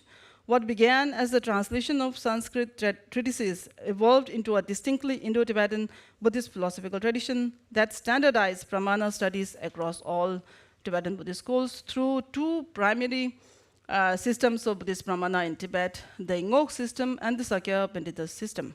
The Ngok system, initiated by Ngok Lodin Sherab, was significantly developed by Chapachu Gisenge and carried forward by substantive generations of scholars, subsequent generations of scholars. Although Ngok was the first to compose summaries and commentaries in Tibetan, it was Chapa's works, particularly Tsema Duypa and Tsema Yigim Munsil, that established Tibet's unique tradition of Pramāṇa study. These texts functioned as foundational textbooks on Buddhist Pramāṇa study for Tibetan monastic institutions, establishing what became known as the Ngok tradition or the New Pramāṇa. Of the four Tibetan Buddhist schools, the Gelug school primarily follows this tradition, which was rigorously practiced at Sangpo Monastery in central Tibet. At Sangpo Monastery, Pramāṇa studies were primarily based on Acharya Shantarakshita's commentarial works on the Acharya Dharmakīrti's 7 treatises of Pramāṇa and Acharya Kamaleshula's interpretations of them, with particular focus on the Pramāṇa Vinishchay. Sakya Pintita's system Sakya Pintita initially studied Buddhist Pramāṇa under disciples of Chapa Chue Singh before studying from the Kashmiri Buddhist scholars Shakyashri. After revising the Tibetan translation of Acharya Dharmakīrti's Pramāṇa Vartik, Sakya Pintita composed his own seminal work, Tsema Rigter. His approach, philosophically, hermeneutically, and philologically, came to be recognized as distinct from the Ngok system, establishing a new lineage of Pramāṇa studies. Sakya Pintita's Tsema Rigter, along with commentaries on it by other Tibetan masters, became immensely popular not only in Sakya monasteries, but also served as a prominent reference text in monastic institutions of Kagyu and Nyingma schools, which often utilized both Ngok and Sapin systems in their curricula. Tibetan innovations in Pramāṇa study, Chapa Chue Singh's contribution was particularly revolutionary. His Semidvipa, which became known as Duda later, became the elementary textbook for initiating studies in logical reasoning, presenting various topics of Pramāṇa in a systemized and accessible format. This innovation established a robust dialectical tradition among monks as part of their Pramāṇa curriculum. Most importantly, Tibetan scholars reconceptualized Pramāṇa study not merely as a tool for establishing philosophical viewpoints, but as a mechanism to sharpen cognitive skills and logical reasoning applicable to all domains of knowledge and practical life. This rigorous system for developing cognitive logical reasoning skills flourished extensively in Tibet, primarily due to Chapachu Gysinge's contributions. His independent text, Higyu Munsil, the first indigenous Tibetan text on Pramāṇa, contains many unique interpretations that influenced generations of scholars in Tibet. So in terms of philosophical interpretations of Buddhist Pramāṇa texts, both Indian and Tibetan Buddhist masters differed in their views on the philosophical framework through which Buddhist Pramāṇa texts should be interpreted. With respect to Indian scholars, Acharyas Devendra Buddhi, Shakya Buddhi, and Dharmotra and their followers viewed that while Pramāṇa Vartik primarily presents logical reasoning according to Buddhist tenet Śabdārtha, its ultimate interpretation follows the Chairperson Buddhist philosophical school. On the other hand, Acharya Prajnakaragupta and his followers interpreted Pramāṇa Vartik according to Prasangika Madhyamika, and Acharyas Shantarakshita and Kamalashila interpreted it according to Svatantrika Madhyamaka. With respect to Tibetan scholars, according to Shakya Chodin, Ngolo Lodin Sherab and Chapachu Gysinge interpreted Pramāṇa Vartik according to Madhyamaka, not distinguishing either of Prasangika or Svatantrika, rather to what they termed as the Great Madhyamaka. Sakya Pandita aligned with the views of Acharyas Devendra Buddhi, Shakya Buddhi, and Dharmotra that while the root text of Pramāṇa Vartika primarily follows the tenet of Śabdārtha, its ultimate view accords with the tenet of Chittamatra.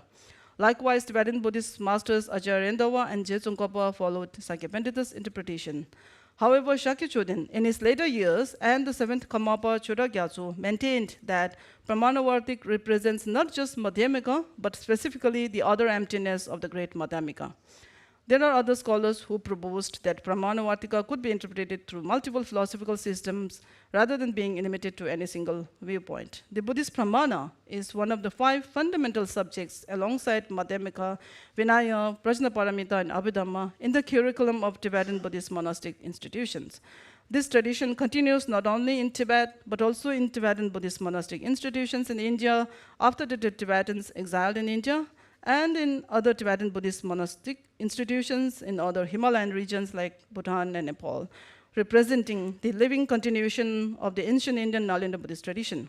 The Tibetan contribution to Buddhist Pramāṇa is preserved in approximately 200 titles in the collected works of Tibetan Buddhist masters, majority of them belonging to the Gelug school of Tibetan Buddhist school, followed by Sakya, Kagyu, Jonang, and Nyingma traditions. These works complement around 70 Buddhist Pramāṇa Shastras translated from Sanskrit into Tibetan and preserved in the Tengyur collection of Indian Buddhist commentarial literature. In conclusion, the development of Buddhist Pramāṇa in Tibet represents a remarkable intellectual achievement that spans centuries of dedicated scholarship. From its Indian origins to its Tibetan flourishing, Buddhist Pramāṇa evolved through distinct historical phases, the old and new Pramāṇa periods, finding sophisticated expressions through the seminal contributions of scholars like Ngolo Lodin Sherab, Chapachu Gysinge, and Sangya Pedida Kunga Gyaltsen. These luminaries not only preserved the epistemological frameworks inherited from Indian Buddhist acharyas Dignāga and Dharmakīrti, but transformed them through innovative interpretations and systematic integration with broader Buddhist philosophical tenets.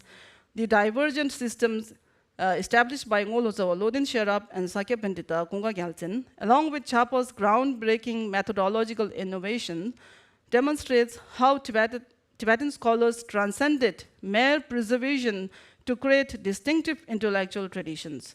Their nuanced approaches to interpreting Buddhist Pramāṇa texts through the lens of the 4 Buddhist philosophical systems further enriched the Buddhist Pramāṇa tradition in Tibet.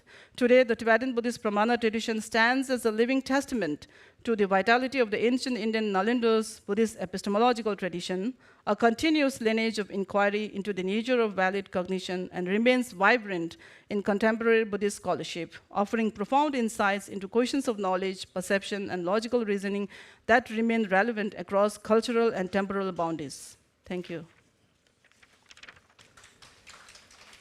So paper is open for discussion. One or two questions may be put.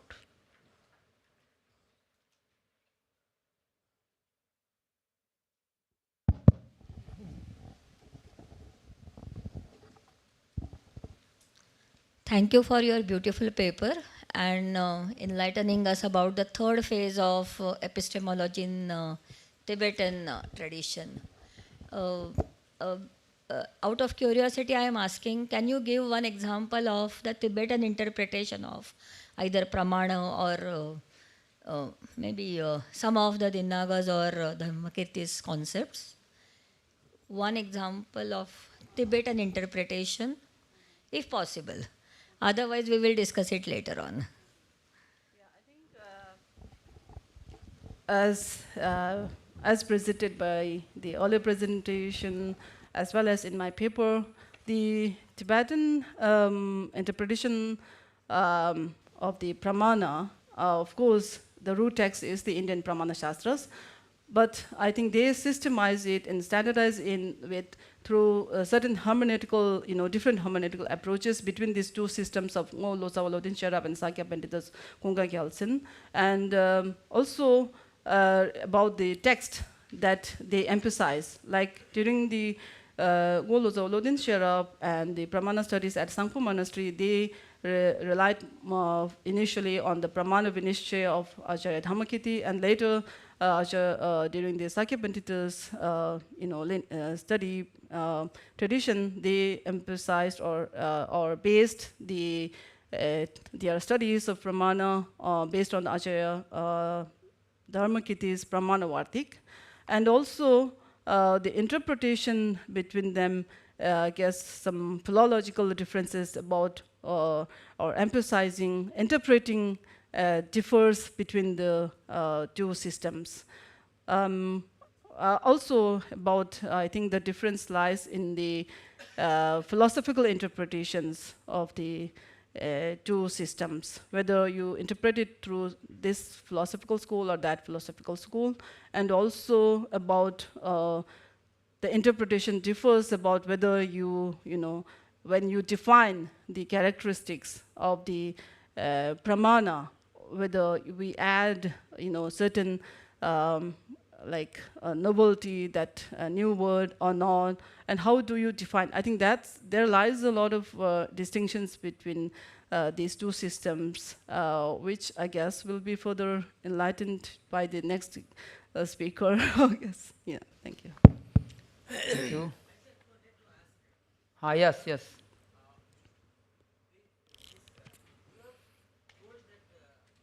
Dharmakīrti's definitions can be explained in terms of 4 schools, and that is what is given in the Tibetan tradition, right? Mm-hmm.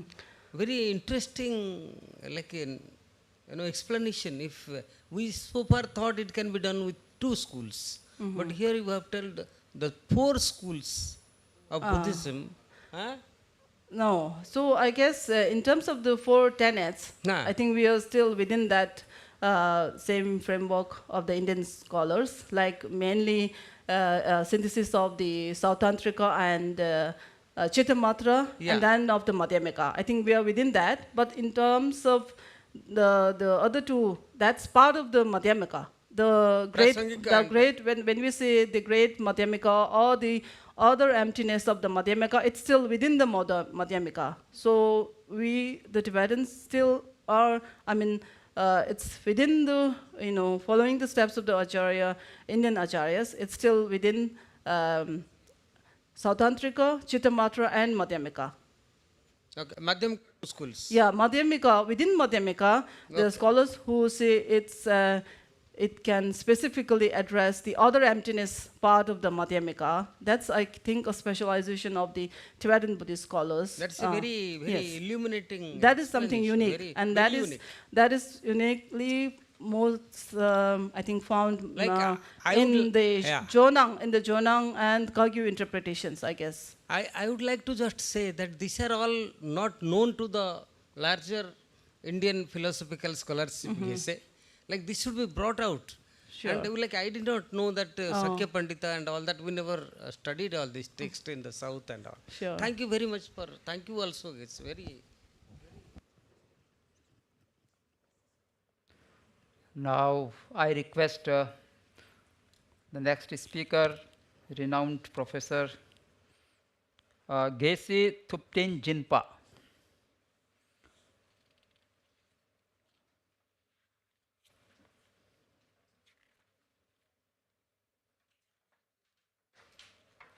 His introduction has been given in this abstract book.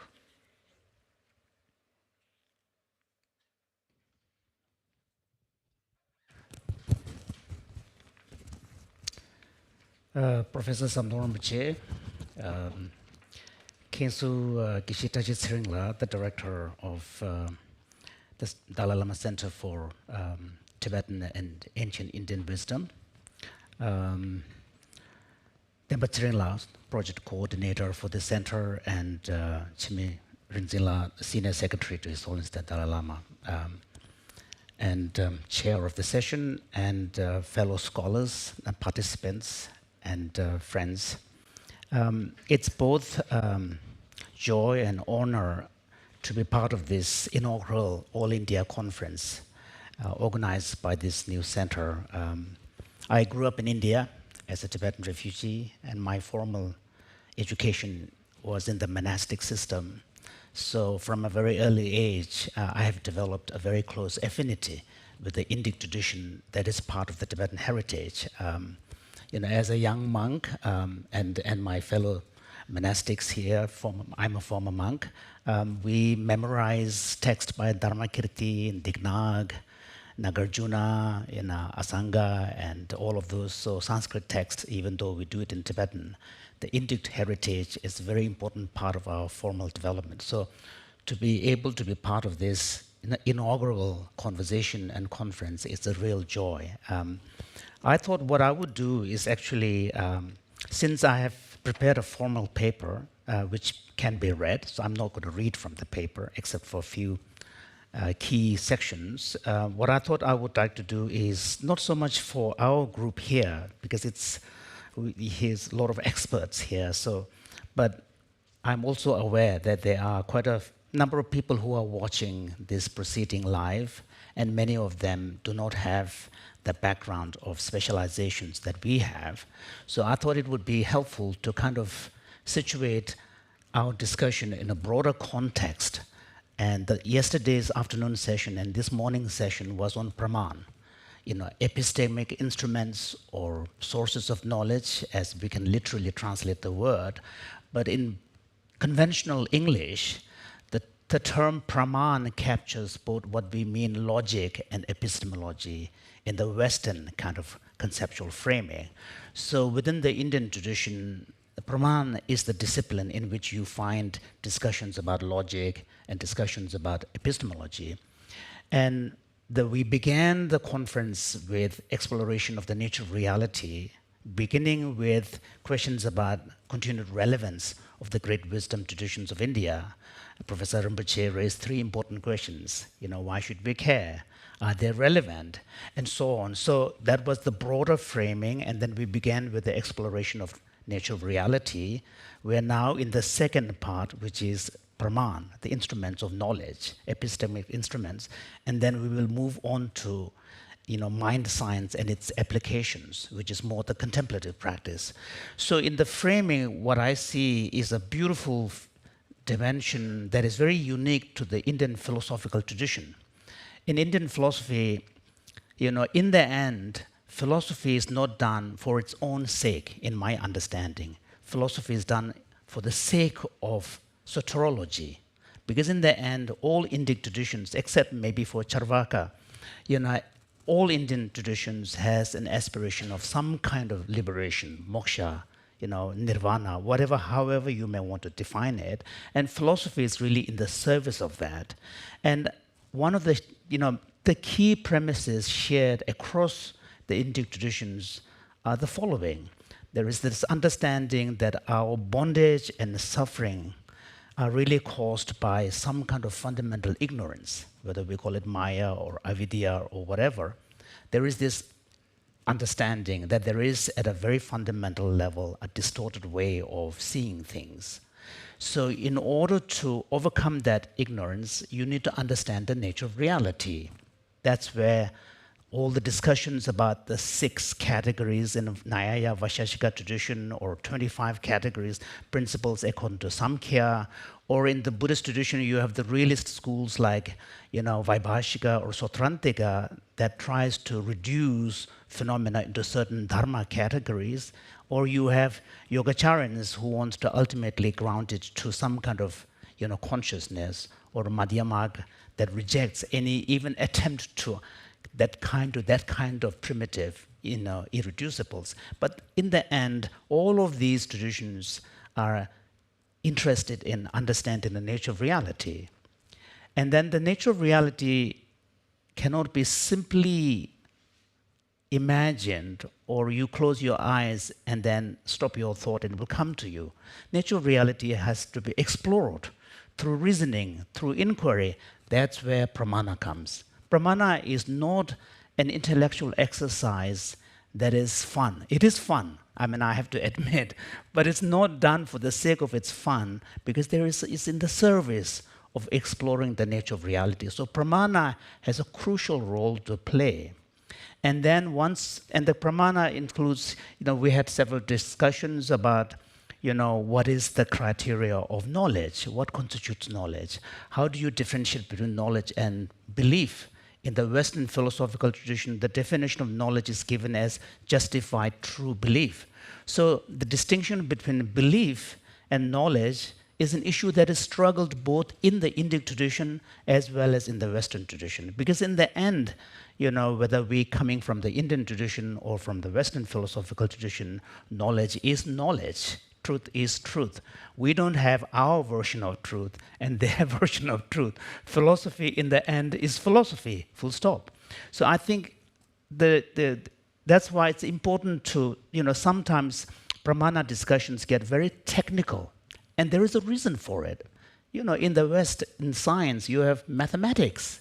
When you get to a certain fine points of theoretical physics, the language has to be precise and technical. So is true in the Indian and Tibetan tradition, the Tibetan tradition being the inheritors of this sophisticated approach to reality. So the Pramāṇa has to be understood in that context. And my own presentation is on philosophy of language, and this really follows up beautifully to Professor Gokhale's presentation on philosophy of language from Nyaya and Mīmāṃsāka position, because philosophy of language and theory of language is part of the Pramāṇa discourse, because Pramāṇa, not only talks about what are the epistemic instruments and sources of knowledge, how many types of knowledge there are. In Dr. Sonam Palmo's presentation, there was a lot of emphasis that came through in the Buddhist tradition of the twofold knowledge of inference and perception. Professor Tashi Tsering also talked about that. But in non-Buddhist traditions, there are up to 6, sources of knowledge, especially including to Mīmāṃsāka. So the philosophy of language is an extension of this, because in the end, for most of us, or for ordinary people, our access to reality is either through direct perception or through inference, and inference is dependent upon language. A structure like tarka, like reasoning, which has to be couched in a particular format, all of which depends upon language. So the deeper question of what is the relationship between language and reality, can words ever actually convey true meaning? All of this becomes an important part of a Pramāṇa discussion. So I think, Professor Gokhale really set the stage for me beautifully, presenting the alternative perspective on philosophy of language from Mīmāṃsāka and Nyāya. And those who are interested in the history of philosophy in India will notice that one of the richest period and intellectually stimulating debates has been on the philosophy of language, on the meaning of Śabdārtha. What is the meaning? A simple question of what exactly is meaning. How do words convey their meaning when you say this is a cow? I mean, it's a simple statement. You know, what is going on here? When a person points to an animal, say, this is a cow, and the listener understands from this, what exactly is going on? It's a simple question. So this reminds me of an amusing story when the Tibetan monastic universities of the Gelug traditions were resettled in southern India. Drepung and Ganden were together at the initial stage in tents, and every evening they were doing major debates. And it turns out one day the topic was Apoha theory, about philosophy of language from the Buddhist point of view. And there's a lot of examples given about, this is a cow. How does the word cow conveys the meaning cow, and whether there is such a thing as a cowhood. So apparently local Tibetans were fascinated, saying, and they start talking to each other, saying, I don't know what's going on with the monks today. They're all arguing about cows. So in the end, the philosophy of language question is very simple. What is going on when someone says this is a cow and the listener gets to understand a meaning from this? This is a very simple question. And here, the Mīmāmsā view was presented, and Nyaya, there were two main elements that are part of the philosophy of language, theory of language before. One is the idea that there must be an eternal relationship between words and their references, like in the Mīmāmsā case. And that relationship is intrinsic. It's not acquired, not developed subsequently. So that was a very important concept. Another important concept was the concept of universals, jati, or samanya. And the idea was that in order for us to apply general terms like cow, humans, trees, and so on, there must be something in the world, in the objective world, that the word refers to, which the particulars are in some sense the universal is being instantiated in the particulars. There must be a universal reals, and it's one of the 6 categories in Vaisheshika and Nyaya, taxonomy of reality. It's believed to be eternal, real, and so on. Now, one thing that the Dignāga, which Doctor pointed out, was the initiator of Pramāṇa in Buddhist tradition. Dignāga formulated and proposed a philosophy of language which based on what he calls a theory of apoha, or anyapoha, exclusion of the other. And the key part of that was the rejection of these 2 key ideas. There is such a thing as the universals, and there is an intrinsic relationship between words and their references. So, in other words, Dignāga is saying that the relationship between words and their references are conventionally constructed. It's a consensus that language speakers buy into. We don't know who first formulated it. The fact, by virtue of the fact that you are participating in a language community, you have already bought into that consensus. And that convention establishes the boundaries which makes the words meaningful. So that was a key idea. So he rejected this important principle. The other one he rejected was the need for any real universals. And this is why, among the critiques of Dignāga, the most vocal ones were Kumare Lampada and Uddiyodhakara, because both of them saw in Apoha theory a tremendous challenges to key ideas within Nyaya and Mīmāmsāka kind of epistemology. So let me read a very succinct presentation of, at least from Dignāga's perspective, what is Apoha? What does he mean by Apoha? And this is from Bimal Krishna Matilal, who many of you know was instrumental in making Indian philosophy accessible and taken seriously by Western philosophers. He was a Spalding professor at Oxford. So let me quote. He writes, "Words or utterances of words behave as inferential signs in that they present to the hearer the knowledge of their meaning by excluding an indissimilar object where the intended meaning does not belong." So he's referring to Apoha. "More particularly, utterances of such common words as cow or water present to the hearer a knowledge of their meaning, a cow or water, not through objective universal, such as cowhood or waterhood, but through the exclusion of complement classes of non-cows or non-water. In modern terminology, we may say that according to the Buddhists, by such general terms, we do not assert genuine predicates of a thing, and that rather we deny the supposition of all contrary predicates. This is a cow does not assert the cowhood of the subject. It denies that anything contrary to the cowhood can be predicated of the subject. So this is actually one of the most clear articulation of the Apoha theory, from at least from the Dignāga perspective. So Dignāga, in my paper, then I divide my presentation to Dignāga's formulation of the Apoha theory and Dharmakīrti. And they are a little different, even though the Tibetan tradition tends to treat them as continuity and the same. But in Dignāga tradition, in his own formulation, unfortunately, the main text where he seems to have developed this, presented this in a much more extensive manner, Samanya Pariksha, is no longer extant. It was not translated into Tibetan. So it doesn't seem to be available. But his other work, Pramāṇa Samuccaya and its Vritti, its commentary, were both translated. The Sanskrit doesn't exist. We do have Jitendra Bhutri's commentary on those in Sanskrit, which was later found in Tibet. But the Pramāṇa Samuccaya and its Vritti are not available in Sanskrit. They exist only in Tibetan. So in Pramāṇa Samuccaya, there is a specific chapter on Apoha, and this is chapter number 5. And the opening of that chapter, actually appreciating significance is importance. Actually, the opening of the chapter states that verbal testimony is not a distinct category of pramana. It is an instance of inference. So this is the context in which he's presenting Apoha theory.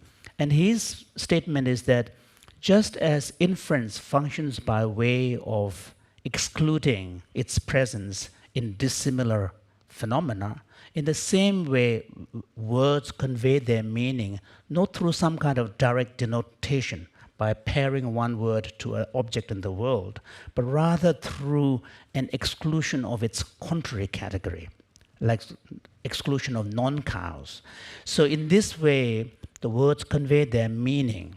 And then Dignāga goes on to tackle some of the problems of co-reference, like blue lotus. How does the word, in Dignāga's Apoha theory, how can you, convey this idea? And then how can you solve the problem of explaining the qualifier and the qualified relationship? That's another important point in Nyaya epistemology and philosophy of language as well. Dignāga goes on to then explain how these problems can be explained and solved from his theory point of view. Then he goes on to give a formal structure. So Dignāga's approach is more like a logical approach.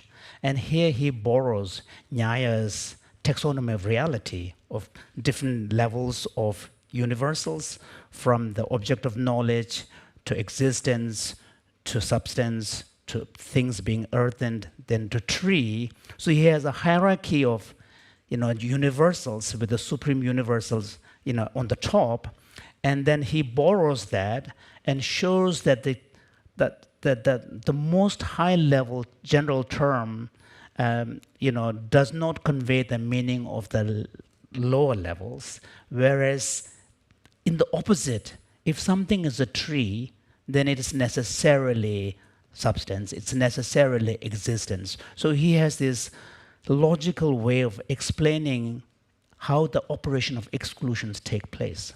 So there's a very memorable Antara Sholoka intermediary verse in Pramāṇa Samuccaya where he spells this out. So in the end, Dignāga sees the exclusion process as primarily conceptual in nature and kind of, in a hierarchical structure. Now, Dignāga's revolutionary idea attracted extensive amount of critique especially from Kumarila Bhatta. Kumarila Bhatta's Sholoka Vartika Apoha chapter is an impressive chapter, very detailed.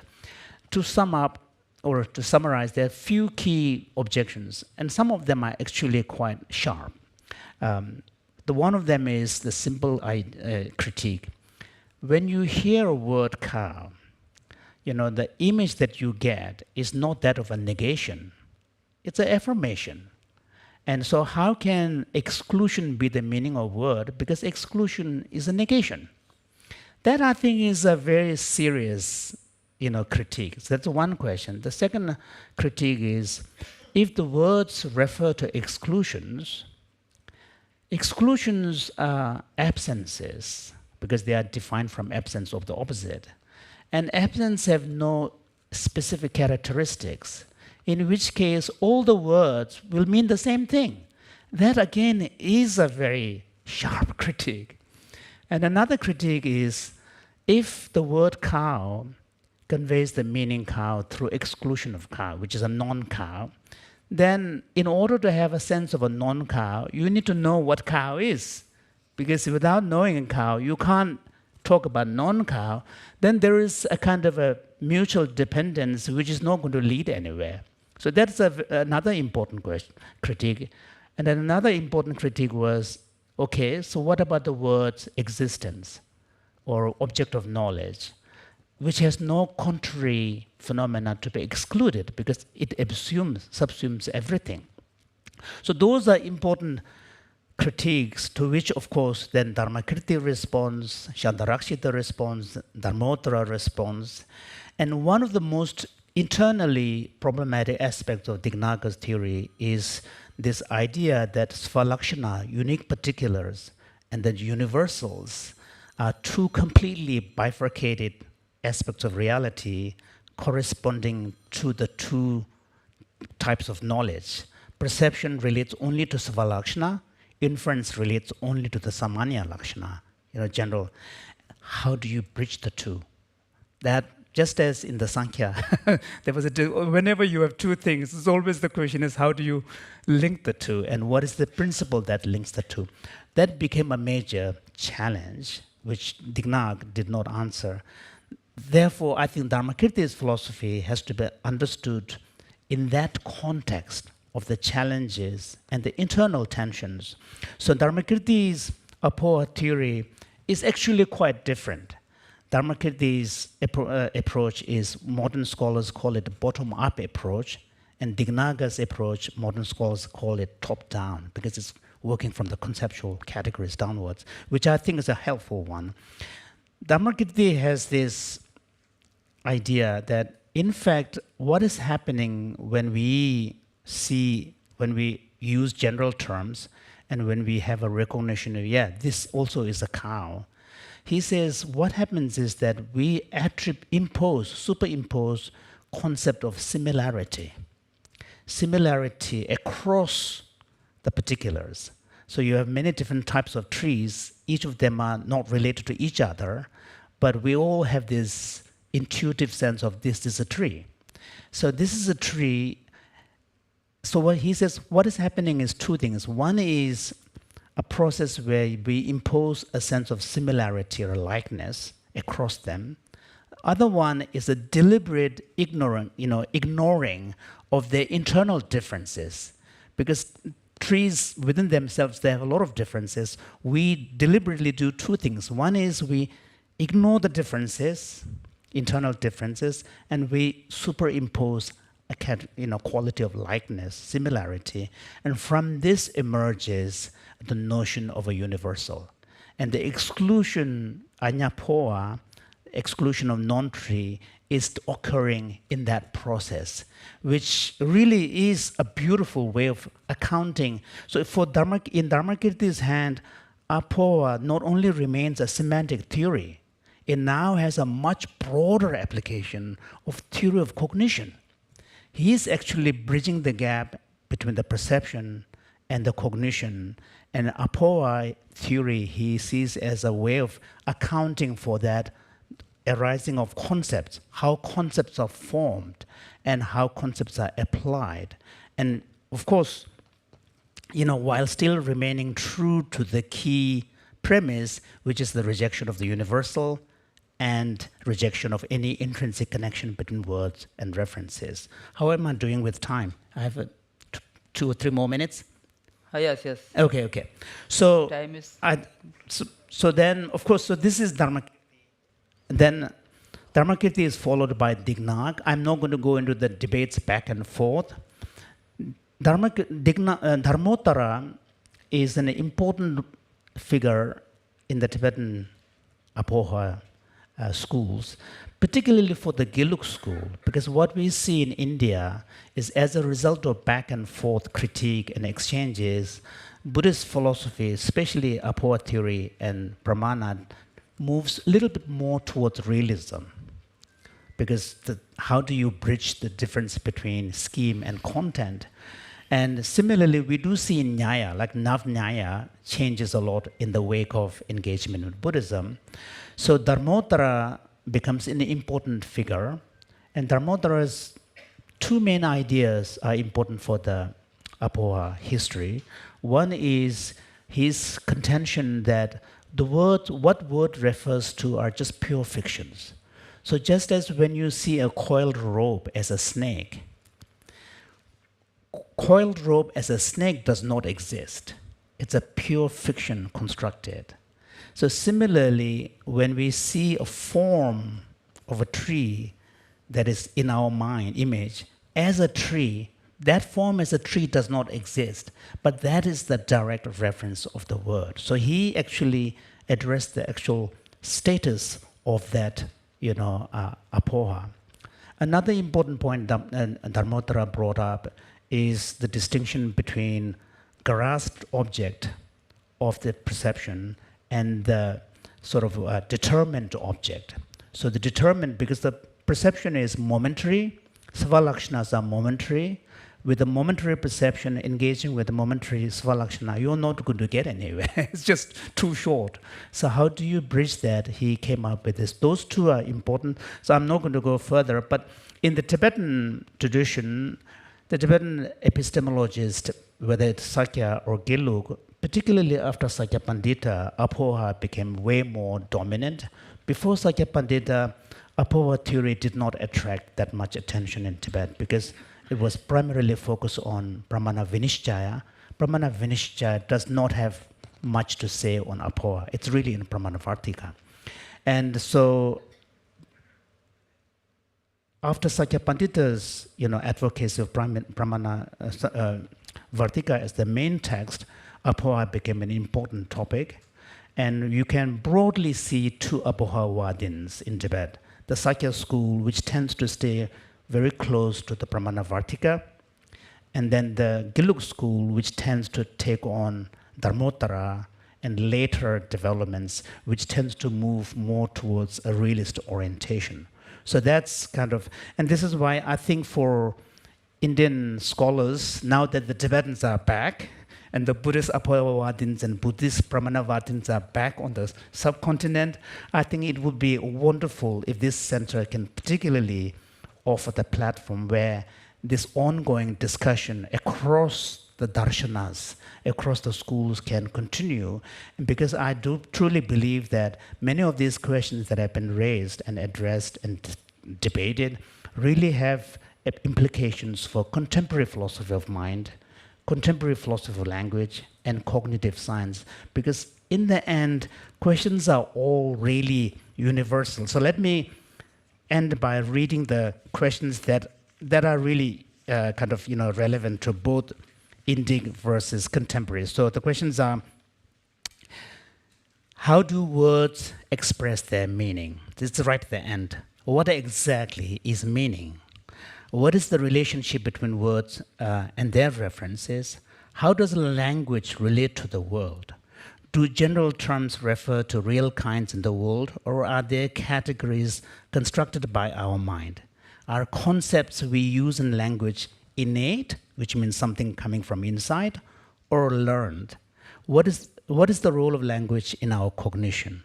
So these, Although I have not tried to demonstrate how these questions might be addressed from the Apoha theory standpoint, I'm convinced that careful engagement with the rich debates Apoha theory initiated in Indian philosophy, both in India and Tibet, offers a unique resource to address these important questions in contemporary philosophy of language and cognitive science. Thank you.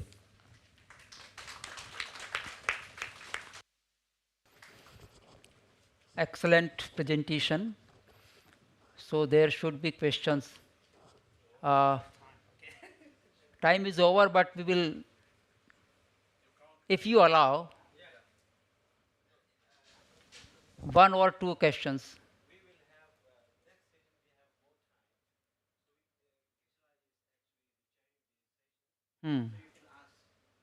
Questions on that session. But if you start the next session 10 minutes later, then it will be finished here. Yes. Short questions, yes. Thank you for your amazing presentation. But for me, it looks like I'm always having the same problem. Similar to the question that I asked Geshe Ringla. Here also I have this problem, because in the very beginning you mentioned about philosophy is what it is, not what you want or what you wish. So you are pointing towards something kind of a universal truth, right? True. But the problem is, who is going to decide this universal truth? And how are you going to lead people to reach to this universal truth? Because today, the overwhelming majority of the world population is steeped in misinformation and blind faith. So the question is, how do you maintain your hope to steer up this group of people from ignorance and blind faith and to show them the truth? I appreciate the sentiment behind questioning any kind of universality of truths and reasoning that can be compelling to everybody. But I am a kind of a minimal universalist. And the reason for the following. From a biological point of view, there are a lot of universals. Okay, and from an experiential point of view, the common humanity is universal. Nobody wants to suffer. Everybody wishes to be happy. Everybody loves their family, their children. So, and everybody wants to be recognized, loved. Everybody. So I think there are universals that are shared. And of course, when we engage in philosophical inquiry, things get technical because there may be certain unique aspects that are part of the specific language we're using. But deep down, I do believe that we have no choice but to engage in it so that we can get ever closer and closer to something that can be kind of applicable to all human beings. Because in the end, the aspirations are universal. If the aspirations are universal, there has to be some method and language and approach that would be universal. Okay. Yes. Time is short. Yeah. One question. One question. It was a wonderful presentation of Apoha theory. There are certain objections against Apoha theory insofar as Dignāga's theorization is concerned, and then you are suggesting that they were addressed by Dharmakīrti and later thinkers. So can we say that if we say that Apoha is not the meaning of a word but the function of a word, that will be a better formulation of the theory of Apoha? Very good. That I think is a very good suggestion, because the word meaning is heavily loaded, because meaning has two dimensions. You have the sense and the reference. And this is something that philosophy of language from the West pointed out through Frege's kind of distinction between sense and reference. So I think, Apoha, you're right. It seems to be explaining the functions, process by which the meanings get conveyed. So I think that is a good way of kind of addressing that. Thank you. So thank you very much. Should I comment for 2-3 minutes? Yes.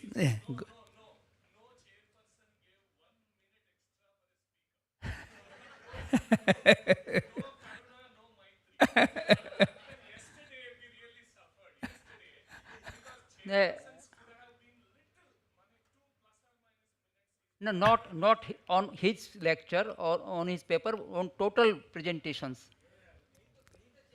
Yeah, go ahead.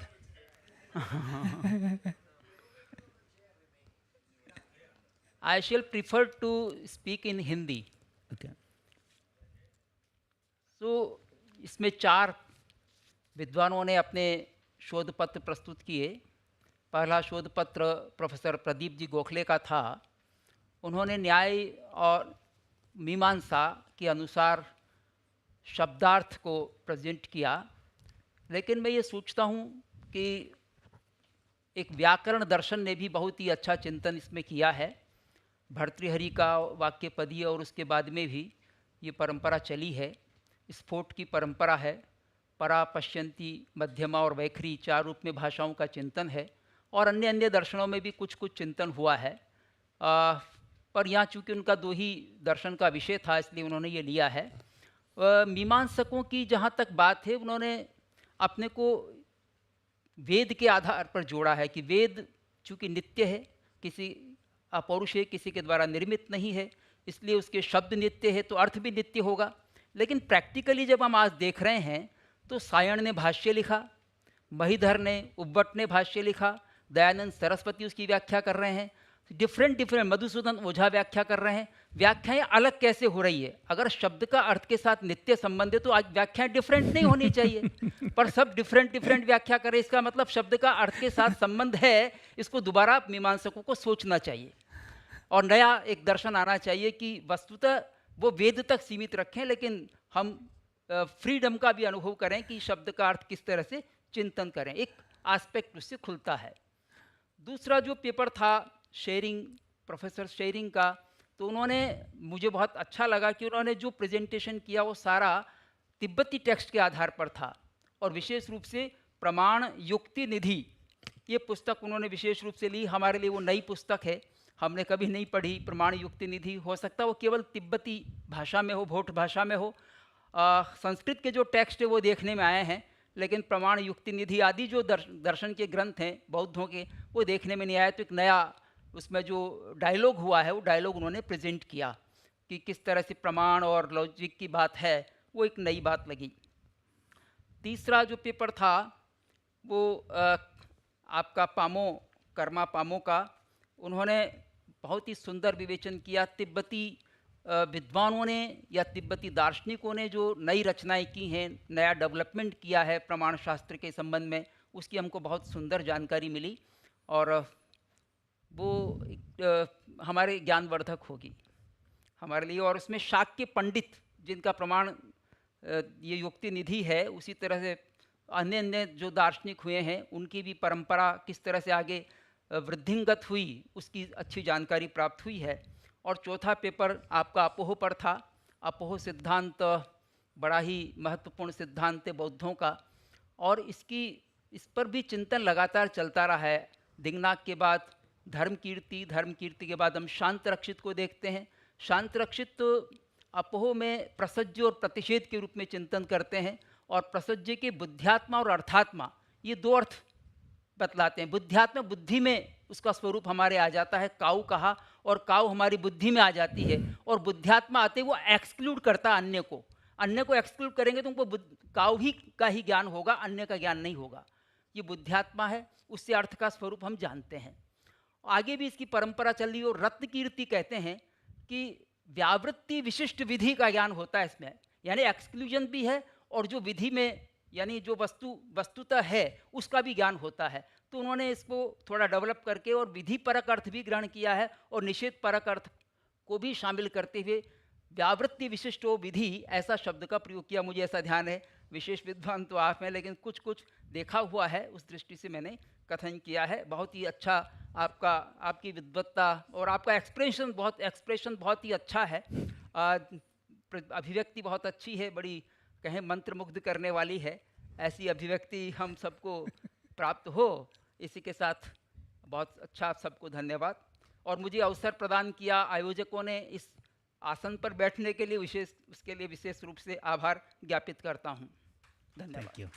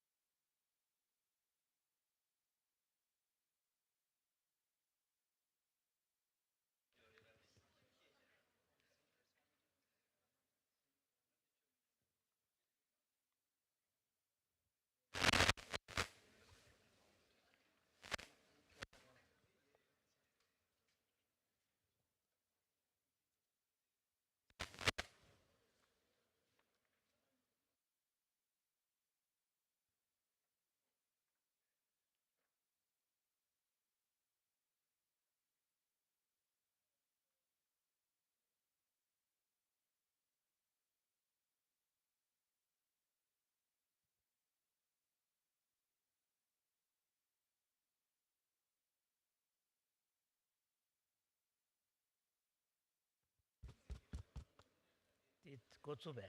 Yeah. Pembala, is someone going to give us an instruction when to start? Kozuna Digorwe. Okay, okay. Welcome back. We are now kind of shifting gears. Up to now, we were in Pramāṇa. Now we're moving kind of beyond Pramāṇa to mind sciences and their application in the Indian tradition. In this session, we were originally supposed to have 4 presentations. Unfortunately, one of the speakers who was scheduled to speak on Satipatthana, the 4 applications of mindfulness, Professor Bimal Lendra Kumar, he's not able to make it, so we will have only 3 speakers. And so this session will be very rich on the contemplative practice and the applications of mind science. We have one on Vedanta, one on Jaina tradition, and one on Buddhist Yogacara tradition. So we will begin with Dr. Jaya Siddhanta Swamiji, Siddhananda Swamiji. Persha, Gudu. So his presentation will be on consciousness and contemplation, samadhi according to Vedanta. Please, yeah.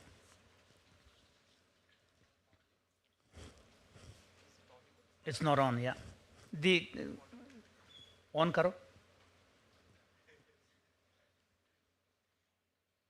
It's on. Maybe it's.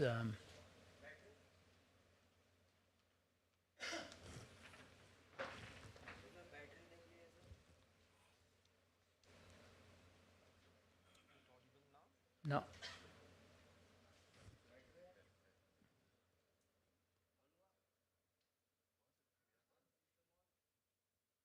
Why don't you use this actually? Ngalia handheld mic stand degree.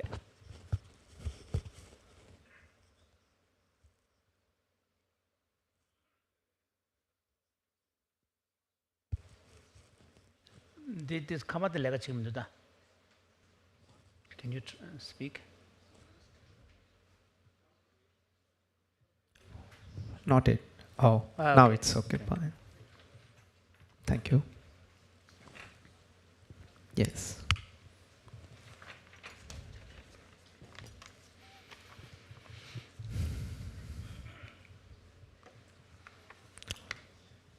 Shri Gurubhyo Namaha Harihi Om Yathagnirdahika Shakti Ramakrishne Sthita Hiya Sarva Vidya Swarupantam Saradham Pranamamyaham. Om Namo Bhagavate Ramakrishnaya. My respect and regards to all the venerable Buddhist monks and nuns present here. My respects to the chair and also Dharmchand Singh ji Professor and all other learned scholars, professors and others who have assembled here. The topic is consciousness and contemplation, samadhi, according to Vedanta. The discussion on this topic requires basic knowledge of 3 seminal words: Vedanta, consciousness, and contemplation. What is Vedanta? We first need to know what Veda is. The Veda consists of the result of the research conducted in spiritual realm by the great seers of the ancient Bharata in the exalted state of consciousness in deep concentration. Vedanta, also called as Upanishads, is the essence of the knowledge of the Vedas, forming mostly are not invariably the end part of the Vedic lore. What is consciousness? In simple language, it is awareness. A comprehensive definition is hard to be given. Vedantic concept of consciousness is much more expansive and sublime than what we usually find in the familiar dictionaries. The lexicons try to define, but Vedantic concept is a little different. According to the Upanishads, consciousness absolute is the ultimate reality and the very self of all beings. In Sanskrit, it is denoted by words like Chit, Chitihi, Chaitanyam, Samvit, Jnanam, Jnaptihi, Prajna, Bodhaha, and Bodhihi. What is contemplation? Samadhi. Contemplation in the common language means an act of deep thinking about something. But here we use the term in the sense of samadhi, which is often translated as concentration or absorption. Sankhya and Yoga schools of philosophy speak of samadhi as the cessation of the mind, nirodha. The samadhi concept in those philosophies is nirodha mukha. In Vedanta, however, it is the non-dual experience of the Brahman through sublation of phenomena. Consciousness according to Vedanta, we will briefly see what different Upanishads, various Upanishads have to tell on this term. Brihadaranyaka Upanishad, which is in the form of conversation between Janaka and Yajnavalkya. The main part is a conversation. The other chapters are not in the form of conversation. The first chapter, it's not a conversation. Yajnavalkya Kanda comes later. That gives the Antaryami Brahmana, etc. The essence comes there. According to this Upanishads, it is the one and the same self which commutes in the three realms of consciousness. It gives the allegories of a fish and a falcon to convey that one and the same self operates in three states of consciousness. Sri Shankaracharya, the celebrated commentator of the Upanishads, points out that the absolute consciousness permeates the phenomenal realms of consciousness through and through. Man can attain to the state of absolute consciousness by hearing, Shravana, reflection, Manana, and meditation, Nididhyasana. Aitareya Upanishad, which belongs to the Rig Veda, it says, consciousness exists in all beings, sentient and non-sentient. And pure consciousness is the ultimate reality, Prajnanam Brahma. It also points out that human being is the optimum medium for the maximum manifestation of consciousness. The means to attain to this identification or the pure consciousness is by putting an end to the ignorance, one should identify himself with his actual self. That is the means. Taittiriya Upanishads offers a different paradigm. It puts forward a 5-tier methodology, 5-level methodology. Atman or consciousness absolute is enshrined within 5 sheaths, kosha, the grossest being the physical body. Here, it speaks of 5 realms: Annamaya, Pranamaya, Manomaya, Vijnanamaya and Anandamaya. The first one is the gross body. The next 3 form the subtle body: Pranamaya, Manomaya and Vijnanamaya. Anandamaya is the causal body, causal realm, within which lies this self-absolute consciousness. Sri Shankara points out that knowledge or consciousness is the true nature of the self and is inseparable from it. How to attain to that absolute consciousness? Taittiriya Upanishad says you have to desist from the phenomena and try to catch up with these subtler and more pervasive levels successively. What does it mean? Common man is, or even the animal, is very much aware of its body, bodily functions, hunger, thirst, etc. Gross body is one realm of activity.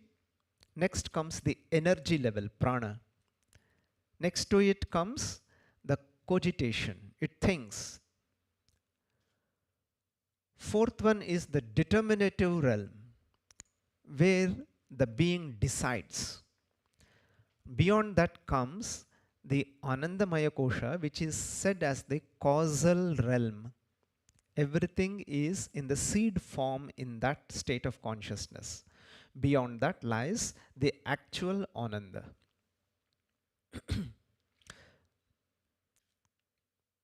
Chandogya Upanishad narrates the story of Indra and Prajapati.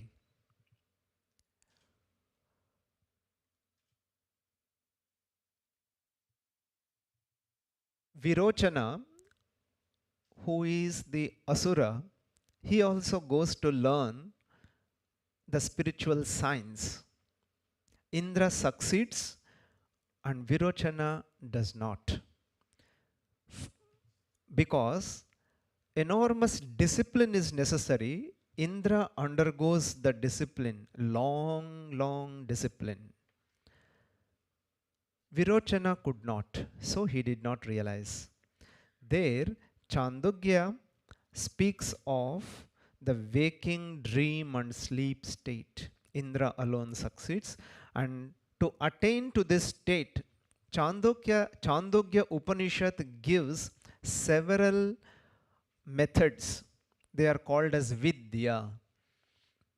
Among them, 3 methods are important: Sadvidya, Bhuma Vidya and Dahara Vidya, which are taught in the 6th, 7th and 8th chapters successively, respectively. Mandukya Upanishad. This is what we are supposed to discuss in detail.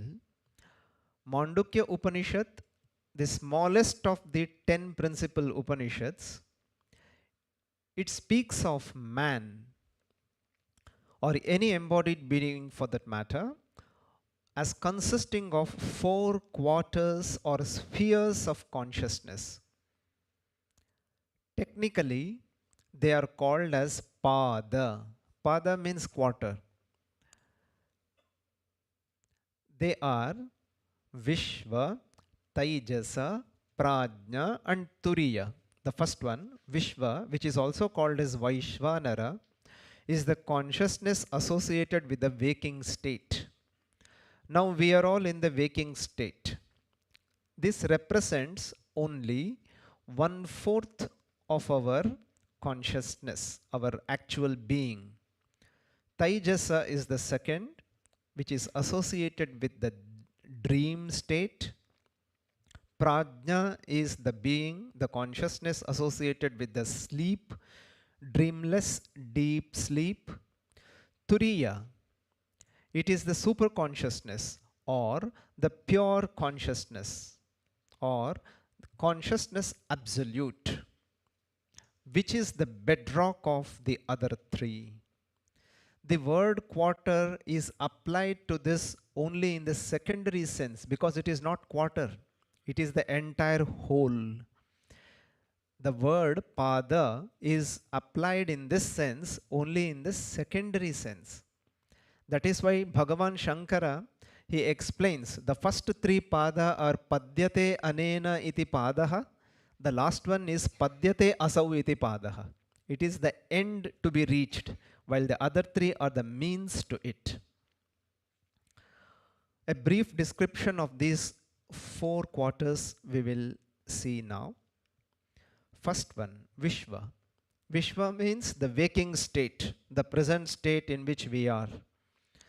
The first quarter of the embodied being is called Vaishvanara or Vishva, whose sphere of activity is the waking state known as Jagrat or Jagarita Sthana, as the Upanishad puts it. Vishva is conscious of experiences external, gross objects. He has 7 limbs and 19 access points. Ekona vimshati mukhaha, it says.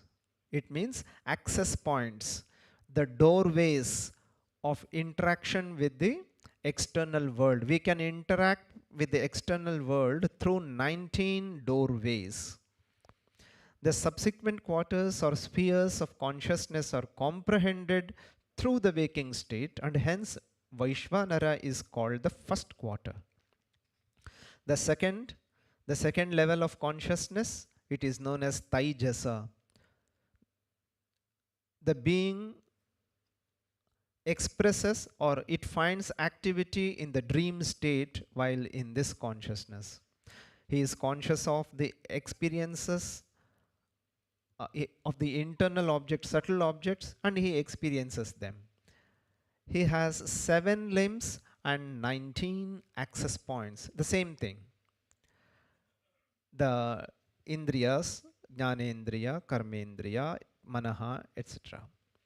In dream, mental states consist of the impressions of the waking state. It is experienced there. The impressions of the waking state, they are experienced as the mental states in dream. When man awakes and reviews the dream, he realizes that they are nothing but the modifications of the mind. Bhagavan Sri Ramakrishna, he gives an interesting anecdote to show that the present waking state is as real as the dream state. A small story is said. Once there was a farmer. For a long time, he did not have children. When he was advanced in age, he was blessed with a child, a son, a boy. The couple invested all their attention, love, concern on this boy and brought him up very carefully. He grew up, and one day, when this farmer was working in his fields, somebody came in there and said that his son is seriously ill and may pass away at any time. Farmer immediately rushes back to his home. By the time he reaches the home, the boy has passed away. His wife is weeping bitterly. Farmer calmly sat down on a chair, but not a single tear drop is there in his eyes. Wife got annoyed. She asked him, "What sort of a man are you? Such a nice boy has passed away and not a single drop in your eyes." Farmer did not speak anything. Wife tried to motivate the other women, neighbors who were present. They see what he's doing. After a long time, this farmer calmly spoke up. "You see, do you know why I did not cry? Yesterday I had a dream. I was a king. You were my queen. And we had 7 children. All were handsome, well learned. They had acquired different arts, skills, and wisdom. Our life was going on happily. I woke up. Now they are not there. I am confused now whether I should cry for those 7 children or for this one boy." After telling this, Sri Ramakrishna says, waking state is also as much real as the dream state. Fine. Next comes Prajna, the 3rd quarter. Here, it is known as Prajna. Pra means Prakrishta. Why? It is said because he is the knower par excellence, whose sphere is deep sleep, Sushupti, and in whom all experiences become unified. He is verily a mass of consciousness, full of bliss and experiences bliss. Ananda Bhuk. This sphere of consciousness is a state of deep sleep, devoid of any dream, wherein even desire for objects is absent. Prajna is neither associated with gross nor subtle objects. In this regard,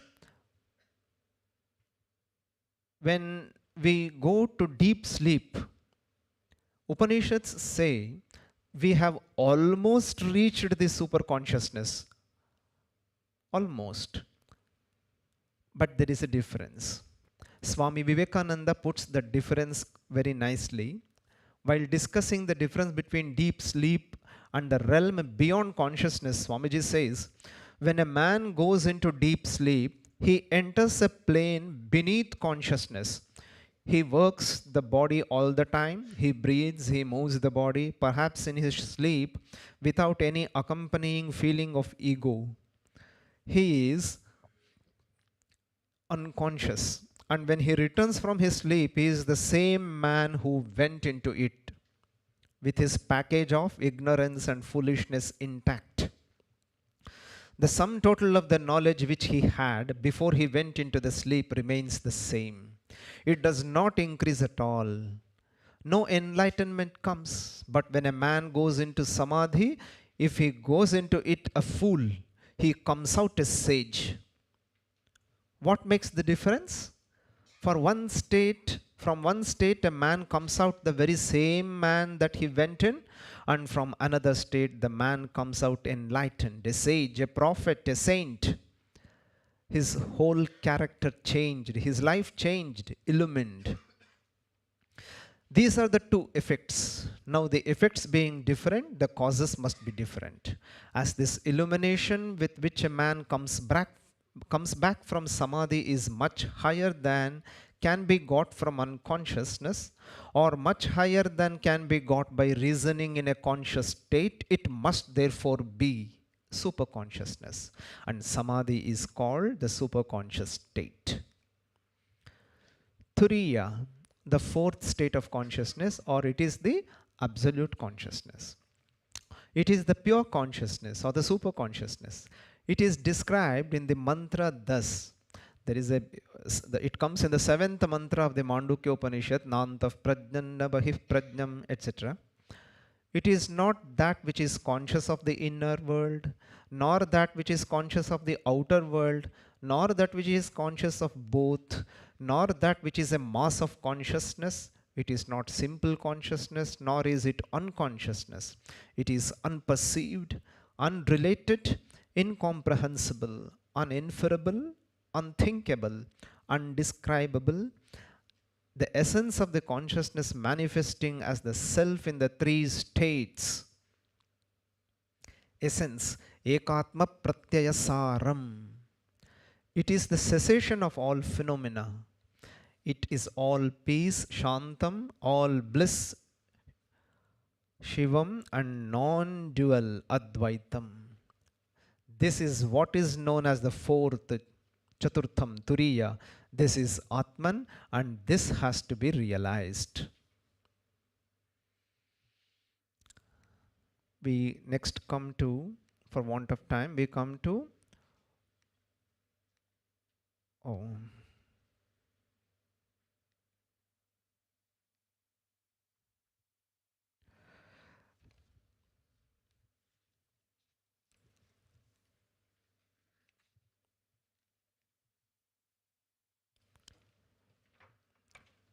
just 1 minute.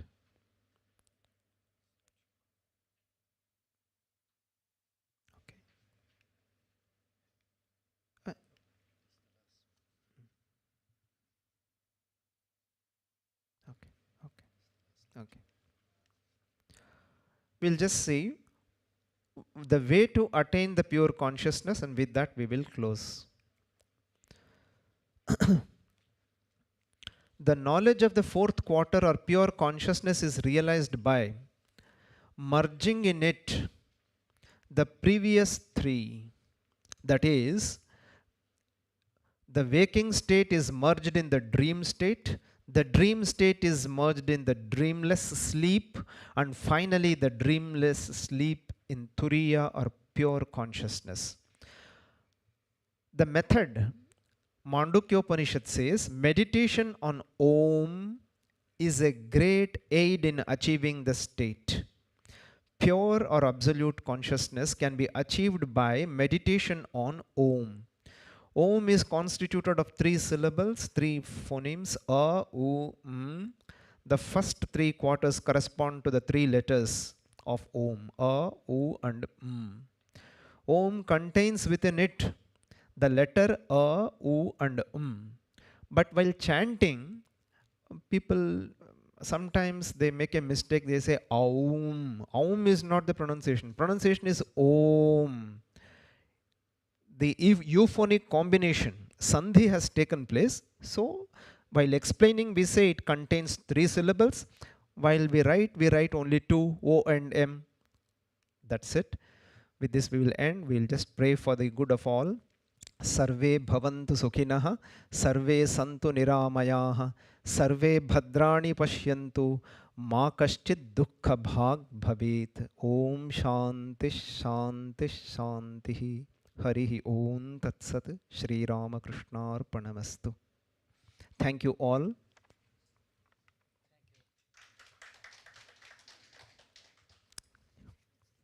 Switch this on.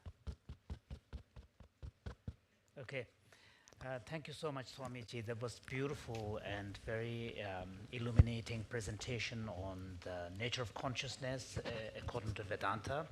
As you can see, it's very, very rich, both in terms of concepts as well as experiences. Yes. and the Advaita nature of it. So since we have only 3 speakers for this session instead of 4, we do have a little bit of more time, flexibility, so maybe we can open for questions. Yeah, maybe for about 5 minutes.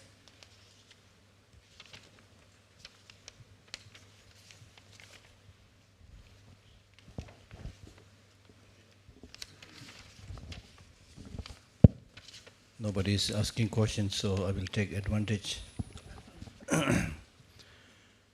Thank you for this wonderful presentation. I saw a lot of similarity between the Buddhist practice, especially the Tantric practice, and what you presented. So my question is more towards a practical one, where you mentioned that for a realized person, the so-called waking state is seen as not so dissimilar from the sleep state, or like an illusion. Dream state, yeah. Dream state, a dream state. So my question is, how many practitioners are there today who are really able to live in that state of seeing these worldly conventions as another dream? Yes. Means why it is the waking also is considered as dream state. This is the question. Yes, yes. How many can actually live like this? How actually live that? Yeah. Yes. Very nice question. It sounds so good. While listening, it sounds so nice that the waking state is also as real as dream state. And our Lamaji, Swamiji, he asks that, can we, how many of us can actually live up to that? The answer is, actually we are living up to that. Every one of us have lived up to that. We all know that what happened just 1 minute ago is not there now. We are living up to that. Then what's the difference? We don't want to recognize that we know that, so we suffer. Once we know that, we are free. Thank you. Yes, Geshe. Swamiji, thank you very much. My question is, you have different stages of consciousness, and what are the the process of practice to enter into those, to to train people who are not aware of this consciousness, or who are not trained to realize these respective stages of consciousness. Very nice. How these can be, anyone can be trained, how they are trained to go through such a process of stages of consciousness. Reaching the final consciousness. Yeah. What So is the way? Starting from, What is the way? first, yeah. Very practical question. Vedanta gives several examples. One speciality of Bhagavan Shankara's Vedanta is, he is a down to the earth Acharya. He draws examples and logic from what people are very much familiar with. This is the speciality we find in Bhagavan Sri Shankaracharya 1, and earlier to him Bhagavan Patanjali. These both are down to the earth most commonsensical acharyas. Shankara says, how you realize that we are the super consciousness beyond all these three? You have to just know that. There is nothing you can do for that, do as such. It is clarified in the 18th chapter of the Bhagavad Gita in the commentary. Acharya says, Yatnaha, Prayatnaha, Ajnana Nivrittau Karaniyaha Natu Jnana Praptau. We have to put forth our efforts to clear the dross that has come on the mind, and not to realize the self because it is you yourself. But this is not clear for us. When we speak like this, the idea doesn't hit us. So the example given is this. Let us say, I have a spectacle. I want to now come for this conference here. The bus is waiting. I am hurrying up. After taking bath, I have washed, cleansed myself, and I have worn the spectacle. I am searching the spectacle now. Chashma. I am searching it now. How can I find it? Where to find it? What are the methods to find that my spectacles? My friend, the other senior Swamiji will come and give me a slap and say, just see that you are wearing that. That is what we have to do. Nothing else has to be done, because it is our own self. In the Vedantic language, it is said as praptasya praptihi. Praptihi means to attain. The word attain is not used in the primary sense, it is in the secondary sense. Because you can't attain. How can you attain yourself? You can't attain. Well, after listening to this also, some dissatisfaction remains in the mind. I am not able to realize that now. You tell me something what I can do. So there we have to go for Shravana, Manana, Nididhyasana. Listening from the competent guru. Why? The words of the guru conveys knowledge. It is not, they are not just words. It will impact on the mind and clarify the doubts first. Next, Manana, reflect on that. Third, Nididhyasana, it is something like meditation, or you may say contemplation, that will help us realize our own self. This is what the Vedanta says. Thank you. Thank you very much. I think we have to stop here. Thank you so much for your very rich presentation and the conversation with the questions. Thank you so much. So next we will have a presentation from Professor Dharmchand Jain. He will be speaking on consciousness and contemplation according to Jaina philosophy and literature.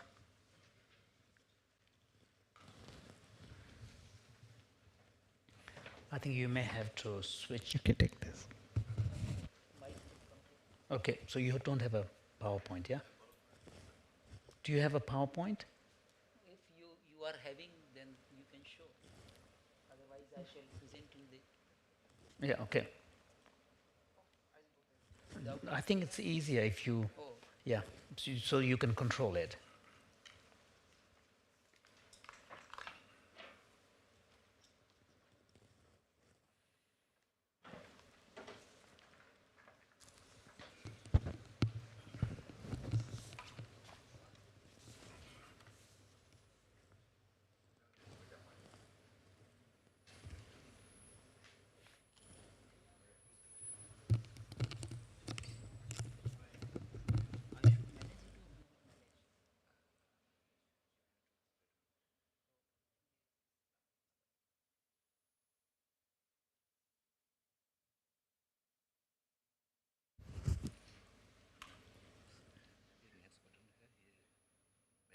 Tick, tick, tick.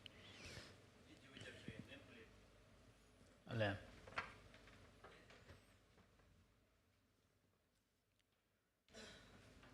So it's 12:10. Yes, so it's about 12:10, and you have 35 minutes, so maybe 25 minutes to presentation, and Okay. up to half an hour.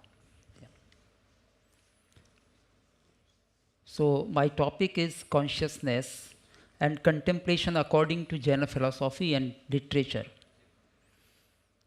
Consciousness in Jainism is an essential characteristic of living beings and liberated souls.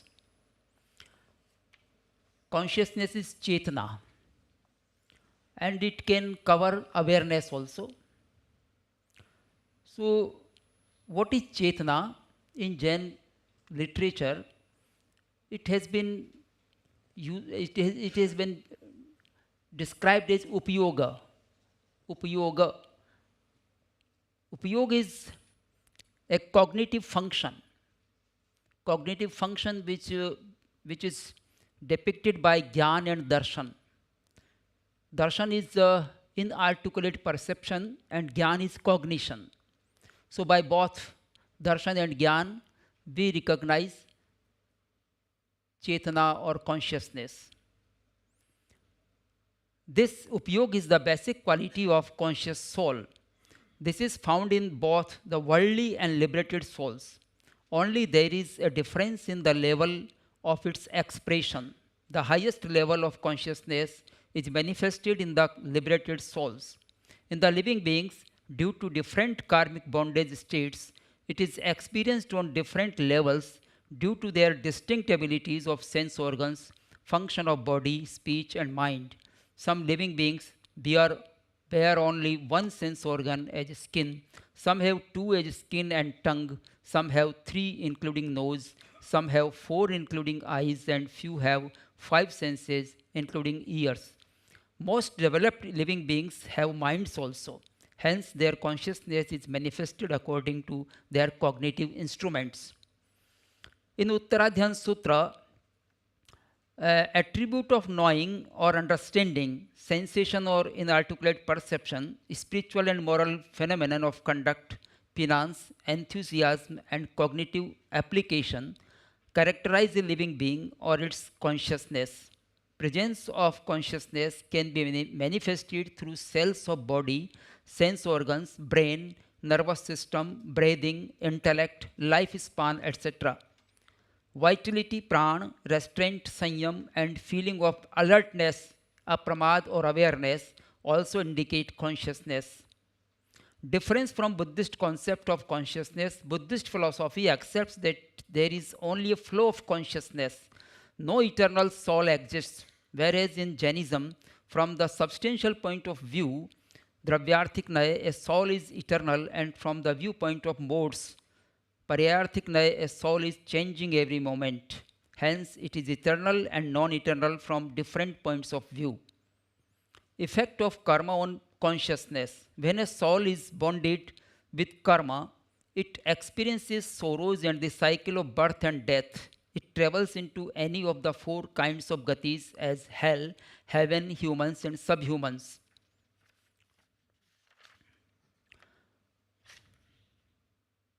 It keeps a living being in the cycle of sorrows. It suffers from anger, conceit, deceit, greed, ignorance, delusion, illegal sexual desire, unnecessary violence, false speech, theft, possessiveness, etc., and leads to sorrowful experiences. In this way, the manifestation of consciousness is restricted by bonded karma. In Jain philosophy, Samyak Darshan, Samyak Gyan, and Samyak Charitra are the means to remove the karma bondage and stop the cycle of birth and death. These three are simultaneously called Ratnatraya, and their togetherness is necessary for the emancipation. To achieve and develop the Ratnatraya sadhana and strengthen the spiritual purification, contemplation is a very important and useful element. According to psychology, contemplation refers to a state of deep, focused thinking and reflection, often involving introspection, mindfulness, and the exploration of ideas, emotions, and experience, potentially leading to self-awareness and personal growth. In Jainism, contemplation is an activity of consciousness to proceed towards the right direction of purification and strengthen the spiritual power of a soul. It is a deeper and penetrative conscious process of thinking and transforming oneself. It is related to the deeper investigation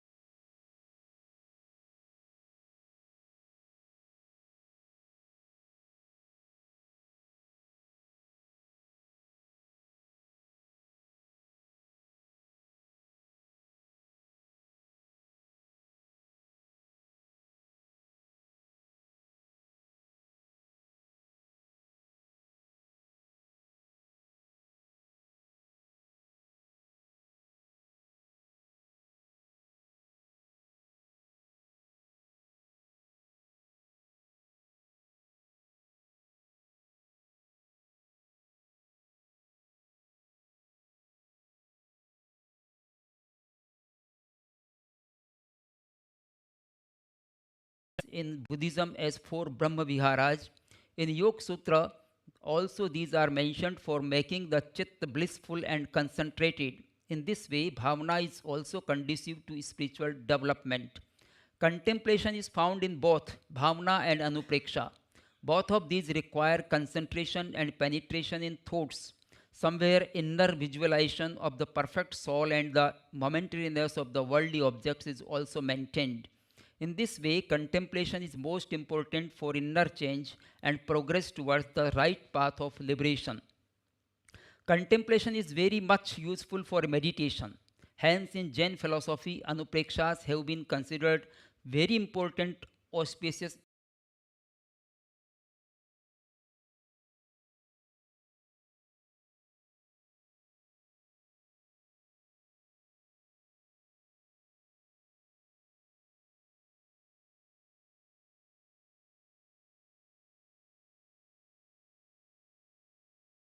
there are separate 4 contemplative anuprekshas for each type of dhyan.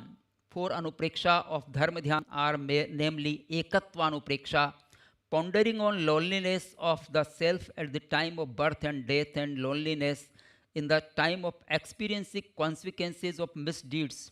Anityanupreksha, thinking about the momentariness of the body, money and acquired things of the world. Asharananupreksha, helplessness of all relatives and belongings at the time of death and incurable diseases. Sansaranupreksha, contemplation on the cycle of birth and death and sorrows in the universe. Through contemplation, these anuprekshas detach from worldly attraction and make the chitta sharp and concentrated for dharma dhyan.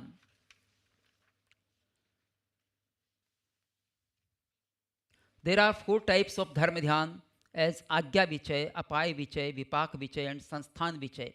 Meditation or dhyan in simple words is concentration on some object, action or oneself. It may be with thinking or it may be devoid of thinking. Word dhyan is derived from the root dhyai chintayam. It means dhyan is performed through chintan or thinking also. Whichever word used in above 4 kinds of dharma dhyan denotes rational and truthful distinct thinking activity. It can be called vivek and can manifest supreme wisdom pragya. Agya Vichay means contemplation on the preachings of the enlightened soul like Tirthankar or Arhat. In Apaya Vichay, concentration is done on the eradication of evils or sinful impressions on the consciousness. Vipak Vichay is related to contemplation on the consequences of the deeds of the self so that the future actions can be amended. In Sansthan Vichay, the concentration is made on the nature of the universe or this body. Shukla Dhyan and Anupreksha. Shukla Dhyan is also of 4 types. Prithakatva Vitarka Savichar, Ekatva Vitarka Vichar, Sukshma Kriya Pratipati and Vyuparat Kriya Nivritti. The canonical text suggests 4 anuprekshas for sharpening the Shukla Dhyan, namely Ananta Vrittitvanupreksha, contemplation on infinity of the substances, births, deaths, infiniteness of time and space and the infinity of modes of substances, etc. It gives power to end the infinite cycle of patience and sorrows. Viparinamanupreksha, contemplation on the deforming nature of the attractive things in due course. Ashubhanupreksha, to contemplate on inauspicious aspects of patience so that complete detachment from even a single attraction of the worldly things.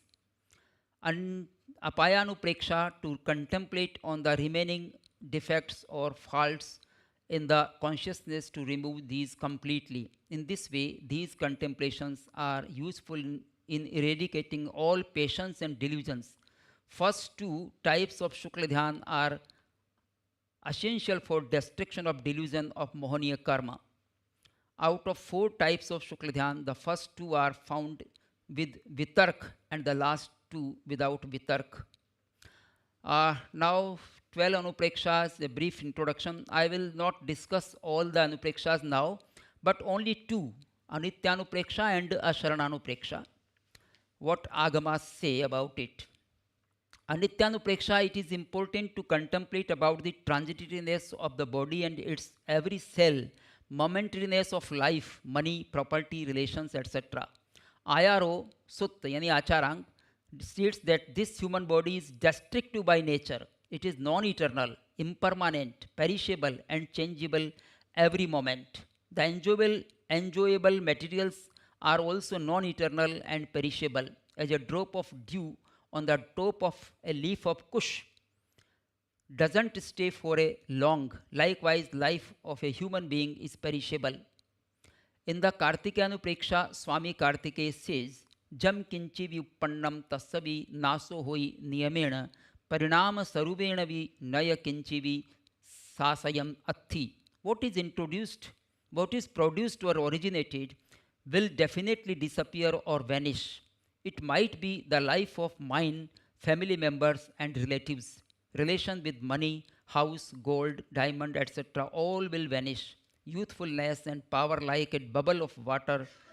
Nothing is permanent. Hence, contemplation of impermanence can be an operational instrument to develop vairagya in a contemplator and to overcome the greed about empirical things. It makes him stronger towards concentration and meditation and to enrich the power to defeat delusion and patience forever. A person is seen in the search of permanent bliss and liberation from sorrows that can't be achieved through momentary things. Asharananupreksha. A person understands that there are family members, friends and relatives to protect him from the death and miseries. But when these situations come in life, nobody becomes able to protect him at that time. This is the truth, and it should be contemplated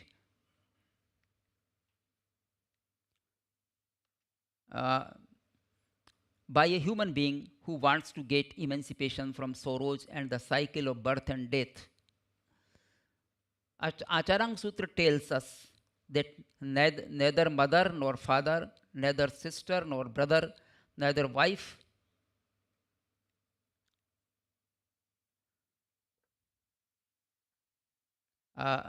neither nor husband, neither son nor daughter can protect you, and neither you can protect them. This is the truth. Some people think that financial property will save us, but the Uttarajan Sutra says that money can also not protect anybody at the time of death. Vittena tanam nadabhepamatte.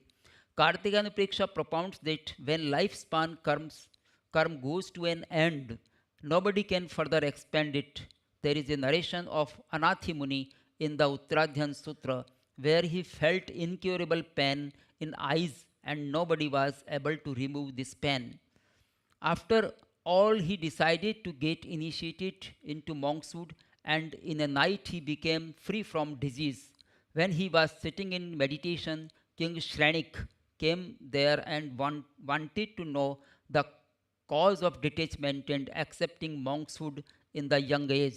He told that there was not any Nath, protector of mine. King assured him that he will be his protector.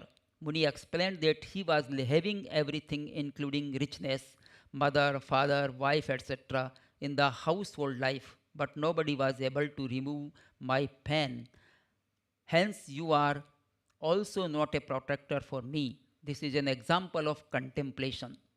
Jain religion suggests to accept the only shelter of Arhatas, conqueror of evil passions, Siddhas, liberated souls, Sadhus and Dharma, Chattari Saranam Pavajjami, Arihante Saranam Pavajjami, Siddhe Saranam Pavajjami, Sahu Saranam Pavajjami, Kevali Pannattam Dhammam Saranam Pavajjami.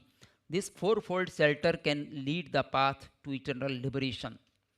Now I am not mentioning other Anuprekshas, but at the last, benefits of Anuprekshas or contemplation.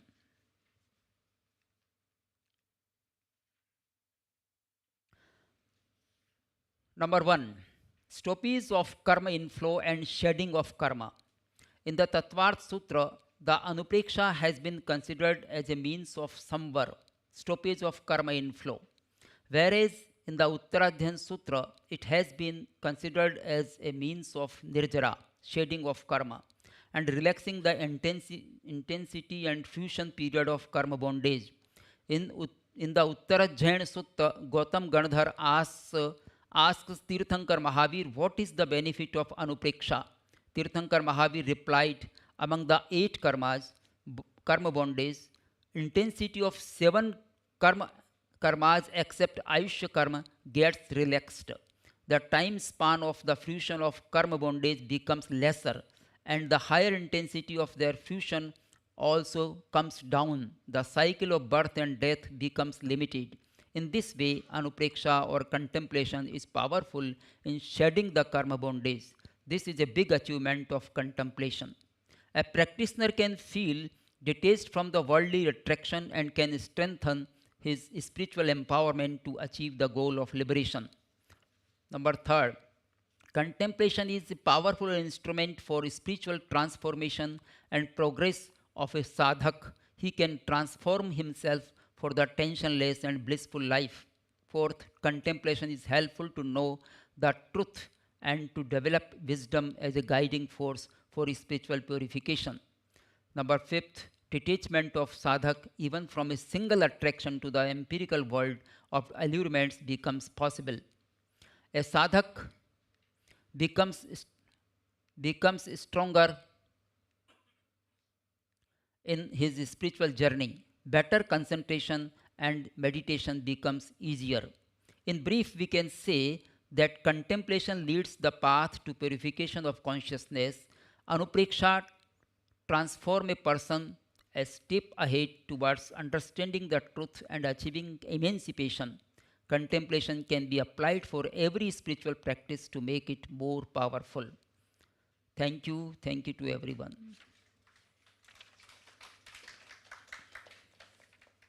Thank you, Professor Dharmchand Jain, for a very rich presentation, and also introducing to us the richness and the complexity of the actual practices and the steps that are part of the contemplation. That was really helpful.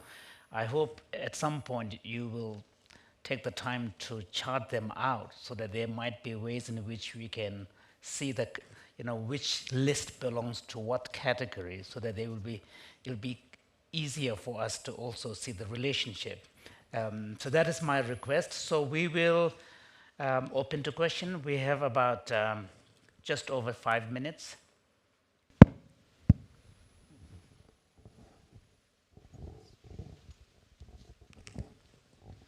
Thank you very much for your presentation. I had 2 questions. So my first question is on your first page of the paper, you have mentioned that consciousness is an essential characteristic or attribute of a soul. So if I'm correct, if I'm reading this correctly, it's referring to the fact that all beings have a consciousness, have a soul? Yes. Is that correct? Yeah. All beings are soul. Okay. Having consciousness. Okay, so then further down, you've also mentioned that most developed beings have minds also. Yes, yes. So I'm curious, what is the difference between consciousness and mind in Jain philosophy? Mind is man. Okay, and what are the characteristics of mind? What properties? Mind is man. It is found in human beings, in celestial beings, and in subhuman beings also. Okay.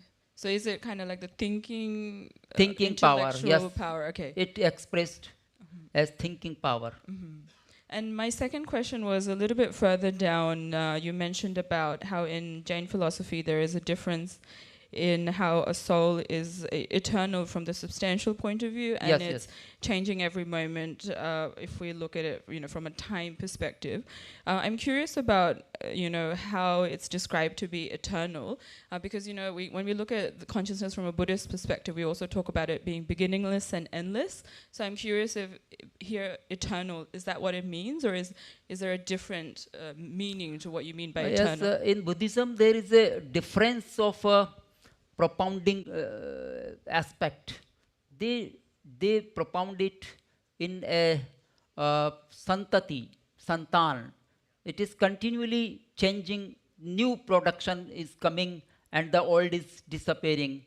But in Jainism, it is eternal through from the point of view, substantial point of view, and from the that is nitya. It remains for always. Like we people, when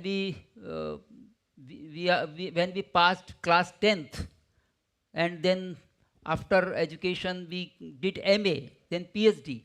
So we produce our certificate that I am the same person. That is the eternality. I am the same person. So from Dravyarthik Nyaya, it is the same person. But from the Paryarthik Nyaya, I am now not only 10th passed.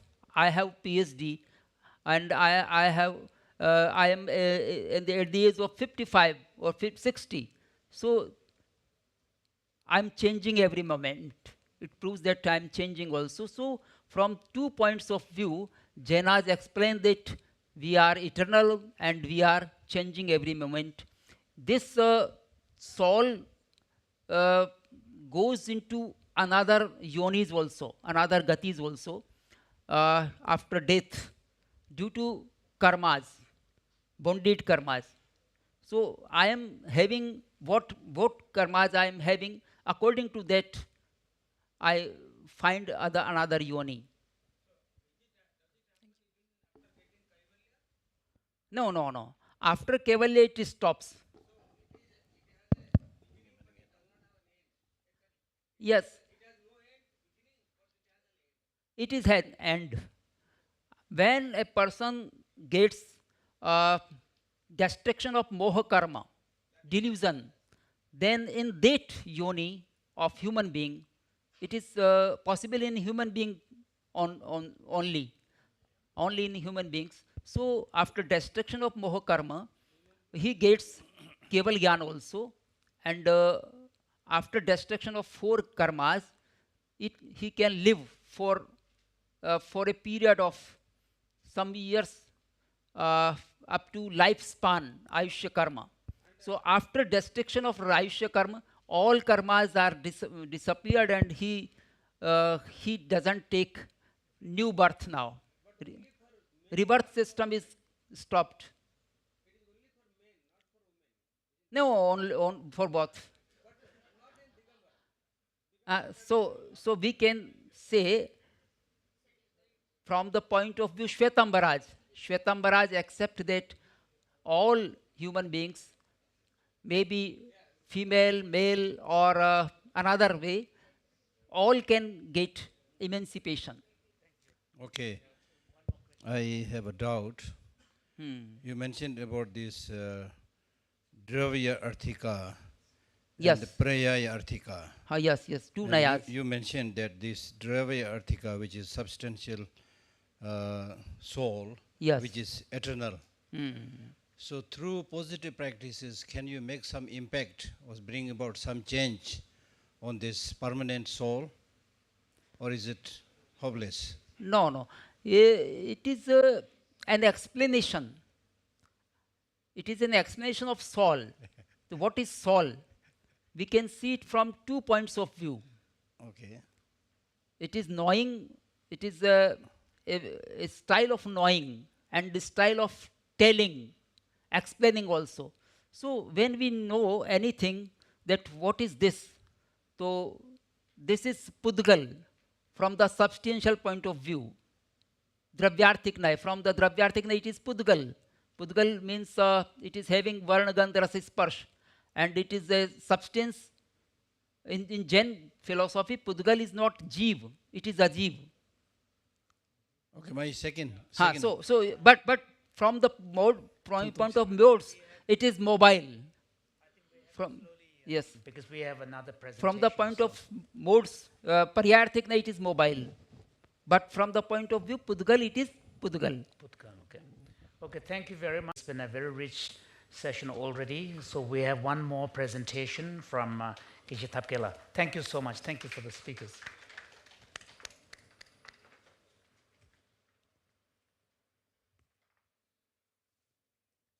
Thank you.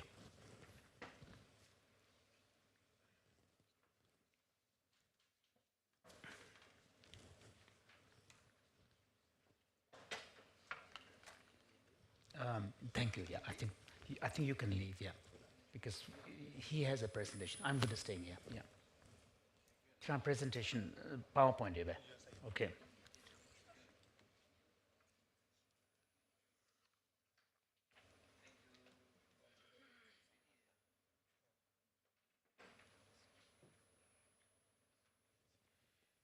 So Geshe Thapkela would be speaking about consciousness and its transformation according to Buddhist Yogacara tradition or Yogacara school.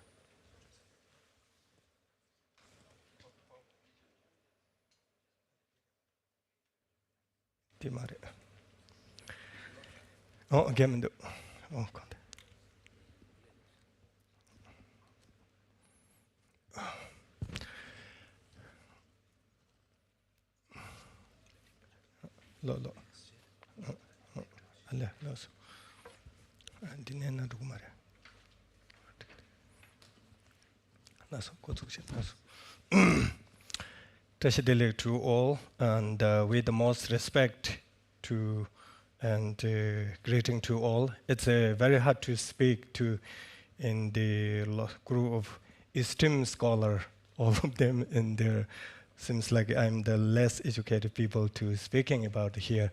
It's a little kind of nervous, make me nervous, but nevertheless, I have to say some few words about the topic that given. The topic is consciousness and its transformation according to Buddhist Yogacara. And here's the outline. I'm going to focus on the mainly three things. One thing is trying to a little bit of background and the basic premises about the Yogacara school. And my main focus on the system of consciousness according to Yogacara, especially in the id consciousness. Because to my understanding, in the idea or theory of the id consciousness, they called Alaya Dhyana, or Tibetan called the Kunshi Namshi, which is one of the profound idea in Buddhist school, because of that theory can explain lots of about the mind and the mental consciousness and the nature of mind. And also that can describe to lots of the karmic causation that never falls. And also, for example, we are learning in this much, how can we pass to the next life to that kind of through predispositions? So I'm going to try to focus on more that. And also one of the things is, while I'm learning science, and the scientific revolution is amazing because they are describing and showing experimentally all the physical like particles and the universe and brains and these things. But in terms of consciousness, it's a very ambiguity. It seems like in our philosophy is more comfortable to especially like very subtle, deep down, detailed explanation, some sort of coming from the 1,000 years people's experience through practice. So, and the last part is I'm going to a little bit talk about how to transformation ordinary mind into the yogi perception or 5 pillars in wisdom. I'm not going to. So there's 2 well-known founder of the Madhyamaka school and Mahayana school. Arya Asanga founded the Yogacara school, and Nagarjuna founded Madhyamaka school, we all know. There are no great difference in domain of practice, such as Four Noble Truth and compassion, practicing of the 6 consciousness. But when there comes to domain of view, and there are lots of difference. For example, Yogacara asserts that external objects do not exist independently from the mind, and the mind alone is truly established. I'm kind of feel like richful. That's both of the previous presenter talking about how richfulness of a theory of consciousness. And the other things, even the Yogacaras talking about the interdependence, but only mostly talking about the law of causation, while Madhyamaka school covers more interdependence, at least 3 levels of things. When it comes to the source of text and the main text of Yogacara schools, in terms of sutra and commentaries, main sutra include explanation of the intention, and the Sanskrit called maybe Samdhinirmo Kana, and which is Buddhist teaching in the final turning of wheel of Dharma and descent into Lanka Sutra and 10 level of Sutra. When it comes to the source of commentary, which are collectively called 20 teachings connect to the media, 5 books of media himself, including to ornament, and Asange's 5 theses on the level, and there are 2 competitive, and Vasubandhu's 8 theses. When it comes to the main idea, and the 10 level of sutra says, thus 3 realms are mind only, and then the descent into Lanka Sutra says, through abiding in the mind only, external objects are not descended. Based on those texts, the tells everything is a mental projections. That's the fundamental promise of the Yogacara. And the common analogy giving is dreaming, which is already kind of the Swamiji's cover. Okay. Swamiji's quite cover, so I'm not going to repeat it. But other question is, same glass, another analogy or question about common concepts of perception. The same glasses of water differing differently depend on the observer karmic perception. For example, depth of the sea is divine nectar, something pure and blissful, while humans see it ordinary drinking water, a basic necessity. Hungry ghoul sees it blood or undrinkable, disgusting. And this demonstrates that perception is shaped by mind rather than being objectively realities. So in here, so the one thing I kind of learning science. In science, also talking about that there's a lot of brain kind of like projections instead of mind projections. For example, the color that we see, everything, we generally assume there's a substantially red or yellow. But when it comes to the brain scientist, neuroscientist perspective, or many physicists also, actually there's a light coming, hit on whatever the things, and that's a certain electromagnetic waves hit into the eyes, and that kind of activate these millions of photoreceptors, and that's sent to signal either chemical or electronic signal to the all over the region of brain, especially on the visual cortex behind. And eventually we perceived this as a red, but basically the brain projections, which is a kind of similar than the what we call the mental projections. So my main topic is assertion on number of consciousness. Unlike other schools, the Yogacara school, one of the unique things is there's 8 consciousness.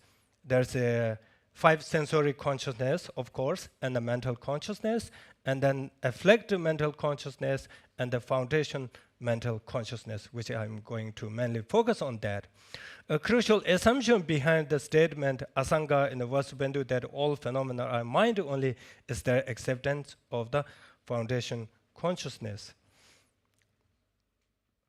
And also the Yogacara school is not talking about this consciousness. There's a lot of mental factors, basic like 51 state of mental consciousness actually comes from Asanga's Abhidhamma Samujaya and those texts. So I'm not going to cover that. But then what is the foundation of consciousness, or Alaya Vijnana, Tibetan Kunshinamshe? To explain of the intention says the appropriate consciousness profound and subtle. All the seed flows like current of river. If one regard it as a cell, that is wrong. I do not teach it into childish. So this is a beautifully comes from the man takes. And also at this point, sometimes Madhyamaka school critique to the Yogacara school about, especially Chandrakirti says, it's a quite profound, but seems to me that is some kind of similar idea that Atma's kind of characters, except Yogacara schools, it's impermanent. And then other source, the 30 verses was Bandhu really describing based on the 4 characters. And based on that, that definition of foundation consciousness, primary mental consciousness, which is very stable and serve as the basis for infusing all predispositions or karmic imprint, Tibetan called the Pakja Goshi. So it has 4 qualities: the object of observations, the sense of faculty, and the object here refers external matters or predispositions. And then the second quality is aspect or akara or something. This morning I have heard it, Professor Tsering.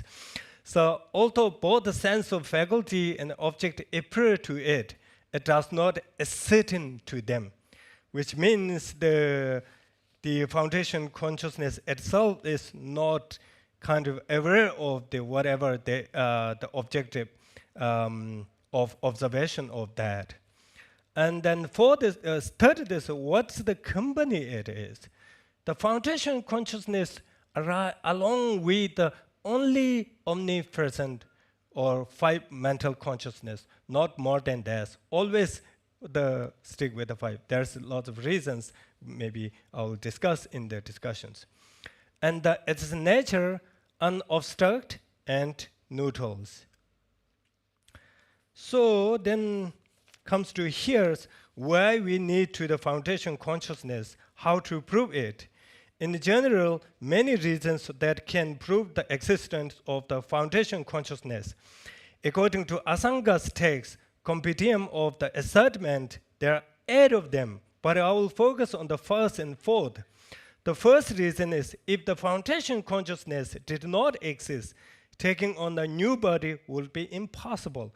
Because in general, if the consciousness is a kind of that take rebirth, it cannot be kind of that sometimes exists on one's continuum and sometimes does not exist.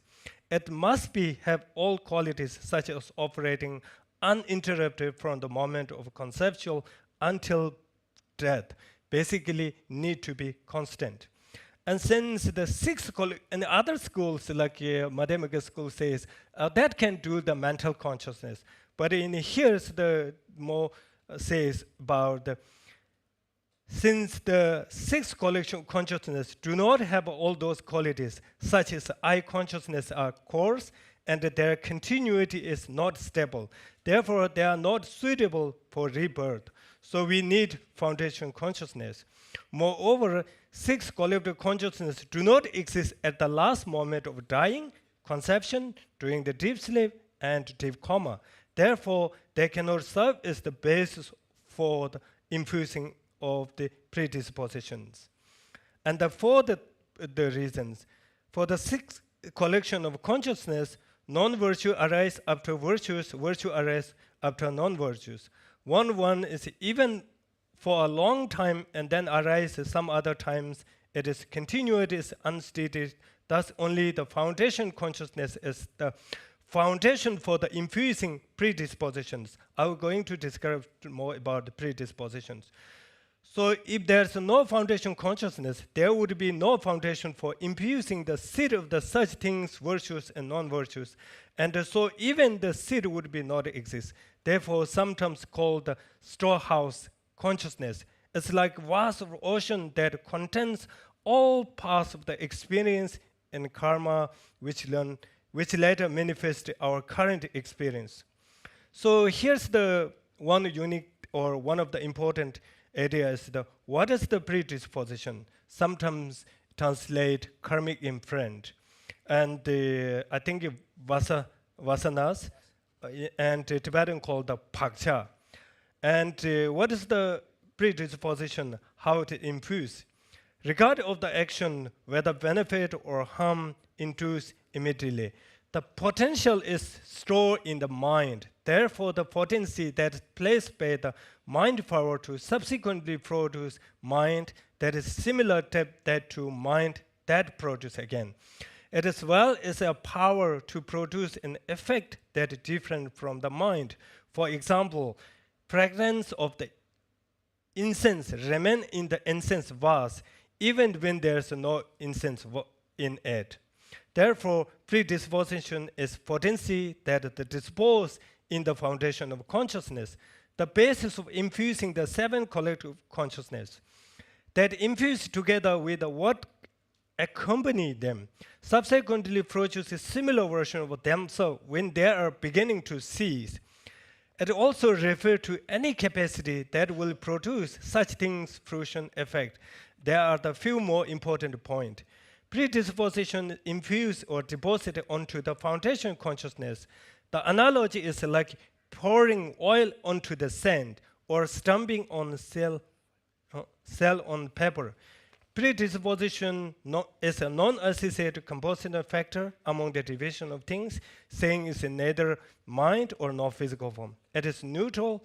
It is neutral, nor virtuous or non-virtuous. There are 15 and more divisions predisposition according to Arya Asanka's Compendium Mahayana texts. The concepts of predisposition is very important because I think it's here. No, this one. Concept of predisposition is, I think, no. Yeah, I think. Concept of predisposition is very important because that is how what you learn in this life gets passed down to the next level, what I mentioned at the beginning. This is the different from what I have here I'm trying to kind of contextualize. The Western philosopher, famous John Locke, idea of the blank slate, which is described the newborn mind is blank. There's nothing innate qualities. Everything comes from more nurtures was the natures. But in different here, even the identical twins, we get some sort of difference, the capabilities, what according to the Yogacara school will say because of the predispositions. Okay, so then relate to the action, probably I'm not going to this. So, yeah. I think it's almost the second, what is the foundation concept cover. Now I'm going to a little bit about the transformative. But here's the one thing is I comes to my mind is in monastery we did research about the meditation about the emptiness. That's impact of the Yogacara school and the Parsangaka understanding of emptiness of meditation. What we do is we're using the EEG. That's we found free literature says about a lot of meditators. There's a kind of the special the electro that's called the midland from the theta activities. The more practitioners, they're kind of theta more which is relate to the attention, absorption, something like that. So what we collected to make two groups, monastery, to invite to one of them, so let them meditate about the based on the understanding of the Yogacara school, and then other one is Parsangika schools. What our hypothesis says, Parsangika school one is better because we usually monastery kind of traditionally, Parsangika school is more understanding of emptiness, more profound and more kind of that. So what the actual result shows is something opposite. When we found the result, the kind of Yogacara school here is Chitta Mantra, which is same thing. Their the ways of practitioner is much more better to showing. And then we are discussing about what could that happen. And then mostly there could be two things. One thing is maybe saying is because of the way of Yogacara thinking is kind of easy to understand. That way people, it's a kind of like you can really practice comes to the more integrate. While the Prasangika school, emptiness is very famous, all these things, but when it comes to practice, it's really difficulty. They may not adhere, that's where it doesn't get effect. That's just our theories. But, okay, and since I need to finish, I won't go to there. Yeah, I think, I think I'm will to at the end of some of the discussion questions. How can you describe the three conditions in foundation consciousness?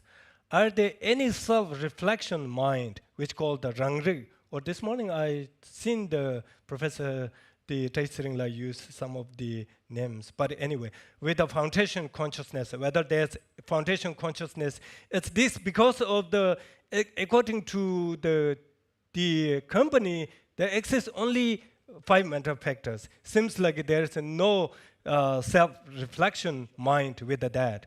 But then some other premise says every mind is something reminded to you because of the come from the self-reflection that you have. That's my questions. Other things, how do we verify that something is objective observation for the foundation consciousness? Because since foundation consciousness itself cannot ascertain what is their affair in comes to their views. And the two last points, how to explain luminosity, which is the nature of the mind. Because one of the mind supposed to be talking about all this consciousness eventually transform into the 5 spheres of wisdoms. And then question is the second, the kalista mana, reflection consciousness, how it's become transformed into the omnipresent mind. And in some sense, like when we're using to the nature of mind, sky and cloud, which is cloud supposed to be completely removed. In this case, in the afflicted mind, completely removed, or it has on some sort of the nature, that luminosity, which is eventually transformed into the Buddha mind. So at that, and I'm conclude here, and thank you very much for listening, and thank you very much for I'm really fortunate, really feel honored to be such one of the most valuable institution that's inaugurated we are taking part of, and with such a esteemed scholar like Geshe and others. It's a really kind of the community itself makes lots of blessing. So thank you very much. Thank you, Geshe. It was very rich presentation, and as you can see that Yogacara, I'm not surprised that the monastic 2 groups that those who did the Yogacara kind of meditation showed more effects rather than the Prasangika Madhyamaka's kind of meditation on emptiness. One of the things that we see in the Yogacara, particularly in the Alaya Vijnana kind of concept, and then the whole kind of urge towards finding something that is more foundational, that becomes the repository of all the karmic dispositions, which explains the continuity of the person and rebirth as well. That is an important tension that we find in Buddhism, and one needs to understand all of these ideas and new developments of Yogacara in the context of Nagarjuna's devastating critiques of many constructs, including Buddhist constructs in the background. So it's a kind of a way of restoring some of the key elements of the Buddhist kind of doctrinal elements with the background of Shunyata logic. So I just wanted to put that out there. So maybe we will have few questions for another 5 or 10 minutes. Thank you. Thank you, Geshe, for your rich and vast and extensive presentation. So, in Yogacara Bhumi Shastra, I think Asanga, right? Asanga has mentioned that all perceptions are the mind, and yet the objects that appear are not. So, Geshe has mentioned that all the phenomena are mind, actually. So, and then, if it's so, then how can we distinguish between the Nangyil and Nawa, right? Nawa is the appearance, and then the object that we appear. So the debate is getting fine-grained now. Yeah, and I realize it's here also when we translate it to the consciousness as a namshi, and then mental factors it's kind of like not in according to our text. But anyway, so the how maybe Geshe, you could better. No. Question is to you. Because one thing is, it's sometimes very difficulty to explanation about in English because of when the Nangyu is more like the object, that then the Nawa is more like laying on the subject. So the subjective is more like when you're talking about the Nawa, it comes from more like a subjective relate to it, and then Nangyu is more like objective. But as I lack of kind of like elaborate my English word, it's how to translate. It's very hard. But then, of course, it's one of the key discussion while we are learning about the special subject called the, foundation consciousness. So, for example, the predisposition is according to text, is kind of like the object of observations. How can the predispositions to observe to the foundation of consciousness? It's a cause of everything what we perceive. It's a kind of like a cause and power through the predisposition. That way we can see everything. But the predisposition itself cannot be to the real observation of object. But in the text it says, so that's where usually we a lot of discussing. I mean, one of the tensions and challenges that we are facing here is partly language and semantic, because we saw, for example, like the word consciousness is used for different Sanskrit words, like in Jaina it was used for Chetana, and for Vedanta it's used for something else, and then in Buddhism it's used for Vijnana. So the English term consciousness comes up, which has different correlates from the Indic tradition. So that is one thing. And then in the Yogacara tradition, the actual term is Vinyapti Matra. So it's not even Vijnana Matra, it's Vinyapti Matra, which has an idea of a construct which is more like a percept. So you have a form, then you have a percept that is the content of that form, and then there is a whole debate on you pointed about whether or not there is such a thing as a commonly shared objects out there. Right. Intersubjective objects. This is a big debate even in science, whether there is intersubjective objects. And Yogacara basically says no. In a sense, each person, because the world you experience is a world you create from your vasanas, from the alaya vijnana, and you are kind of living in that world of precepts. So I think the only thing I wanted to say is that part of the kind of tension in the questions is really coming from this disparity in language. I have a question. You brought up I'm not so sure that I understood you. You're talking about the meditation on passing on two persons. One person is on Sunyata and the other one in the Citta-Matra.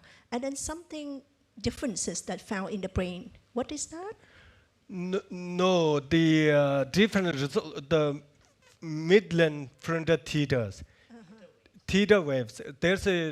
If you learn to the neuroscience, there's a 4 wave, theta, alpha, gamma. Theta is some kind of little slower. Okay. So when you put to the electrodes here, and then when you put more like this area, and there's supposed to be special kind of wave supposed to be come out to the screens. Right. And in that, we are only talking about. But this is much more complex. But the actual results, you can see only some of the the electro wave. Because but then interpretation comes as you need to be lots of the literatures, the why that's represented. Because one of the difficulties in neuroscience is there's the one single neuron or areas, and they relate to the many areas. So it's hard to conclude. I mean, be careful sometimes when they say like this is related to that and the amygdala, hippocampus, all these things, because it turns out even though I'm going to say one thing is, even though there's the Western, the scientific perspective, now the most kind of mainstream is neurocorrelate to the consciousness theory, which is something, for example, fear is something related to the amygdala, memory is something related to the hippocampus. But then now this theory is a lot of questions, because even when there's the kind of emotions, there's no special kind of absolute place. Everything is connected. Distributed everywhere. So it's very hard. But what we're saying is the midland frontal theta. I raised a question to verify. Is because that one of the teacher say that sunyata is just like vipassana meditation.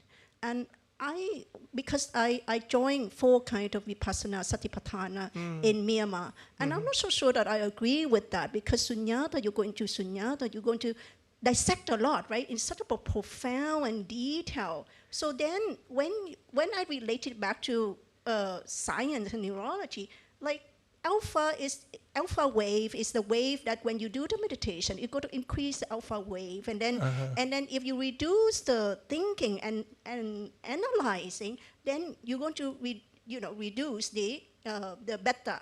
But the more you think, the beta wave going to more active. Right. So sunyata, to me, you have to dissect and then analyze a lot. How could that be sunyata when you look at the brain? So then, then I wouldn't surprise when you say that it's a different if you talk about yogacara and compared to those who meditate based on sunyata. I wouldn't surprise. But thank you for that verification. From my question when this person talk about sunyata as a vipassana meditation. Okay, yeah. So I think this has been wonderfully rich, and then Geshe-la's presentation was unique in the fact that there were 2 science slides, so that made it very different. One thing in relation to this, scientific aspects of these is that there is definitely an ongoing conversations between, kind of contemplative scholars drawing on Indic tradition, particularly Buddhism, and scientists, neuroscientists and clinical scientists in particular. One thing that is important on our part, from those from the Buddhist tradition and the Indic tradition, it is important to make a distinction between 2 things. One is correlations that are being found. So when you do certain practices, what do you see on the brain? And then those who are more advanced practitioners, what do they show that is different from a novel practitioner? So those are fairly straightforward. You'll hook them up, you sit down, they do a practice, they tell you exactly what they're doing. It's a more descriptive inquiry. In this way, they are going to be finding some correlations. But the problem is sometimes you then start doing reverse inference. That's where it becomes problematic, because the science keeps changing.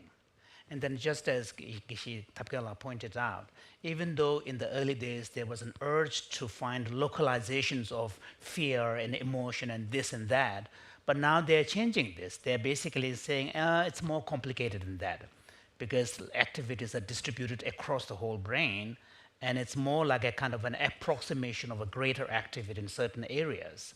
So I think where we need to watch out is not to start measuring the traditional practices coming from the Indic and Tibetan tradition based on whether or not it matches up to this level of activity in the brain or that this kind of reverse inference is not helpful, neither for the science nor for our traditions as well. I just wanted to make that point. And thank you very much, everybody. Thank you. This has been a very rich session. Thank you, Geshe-la. And now we are going for the lunch.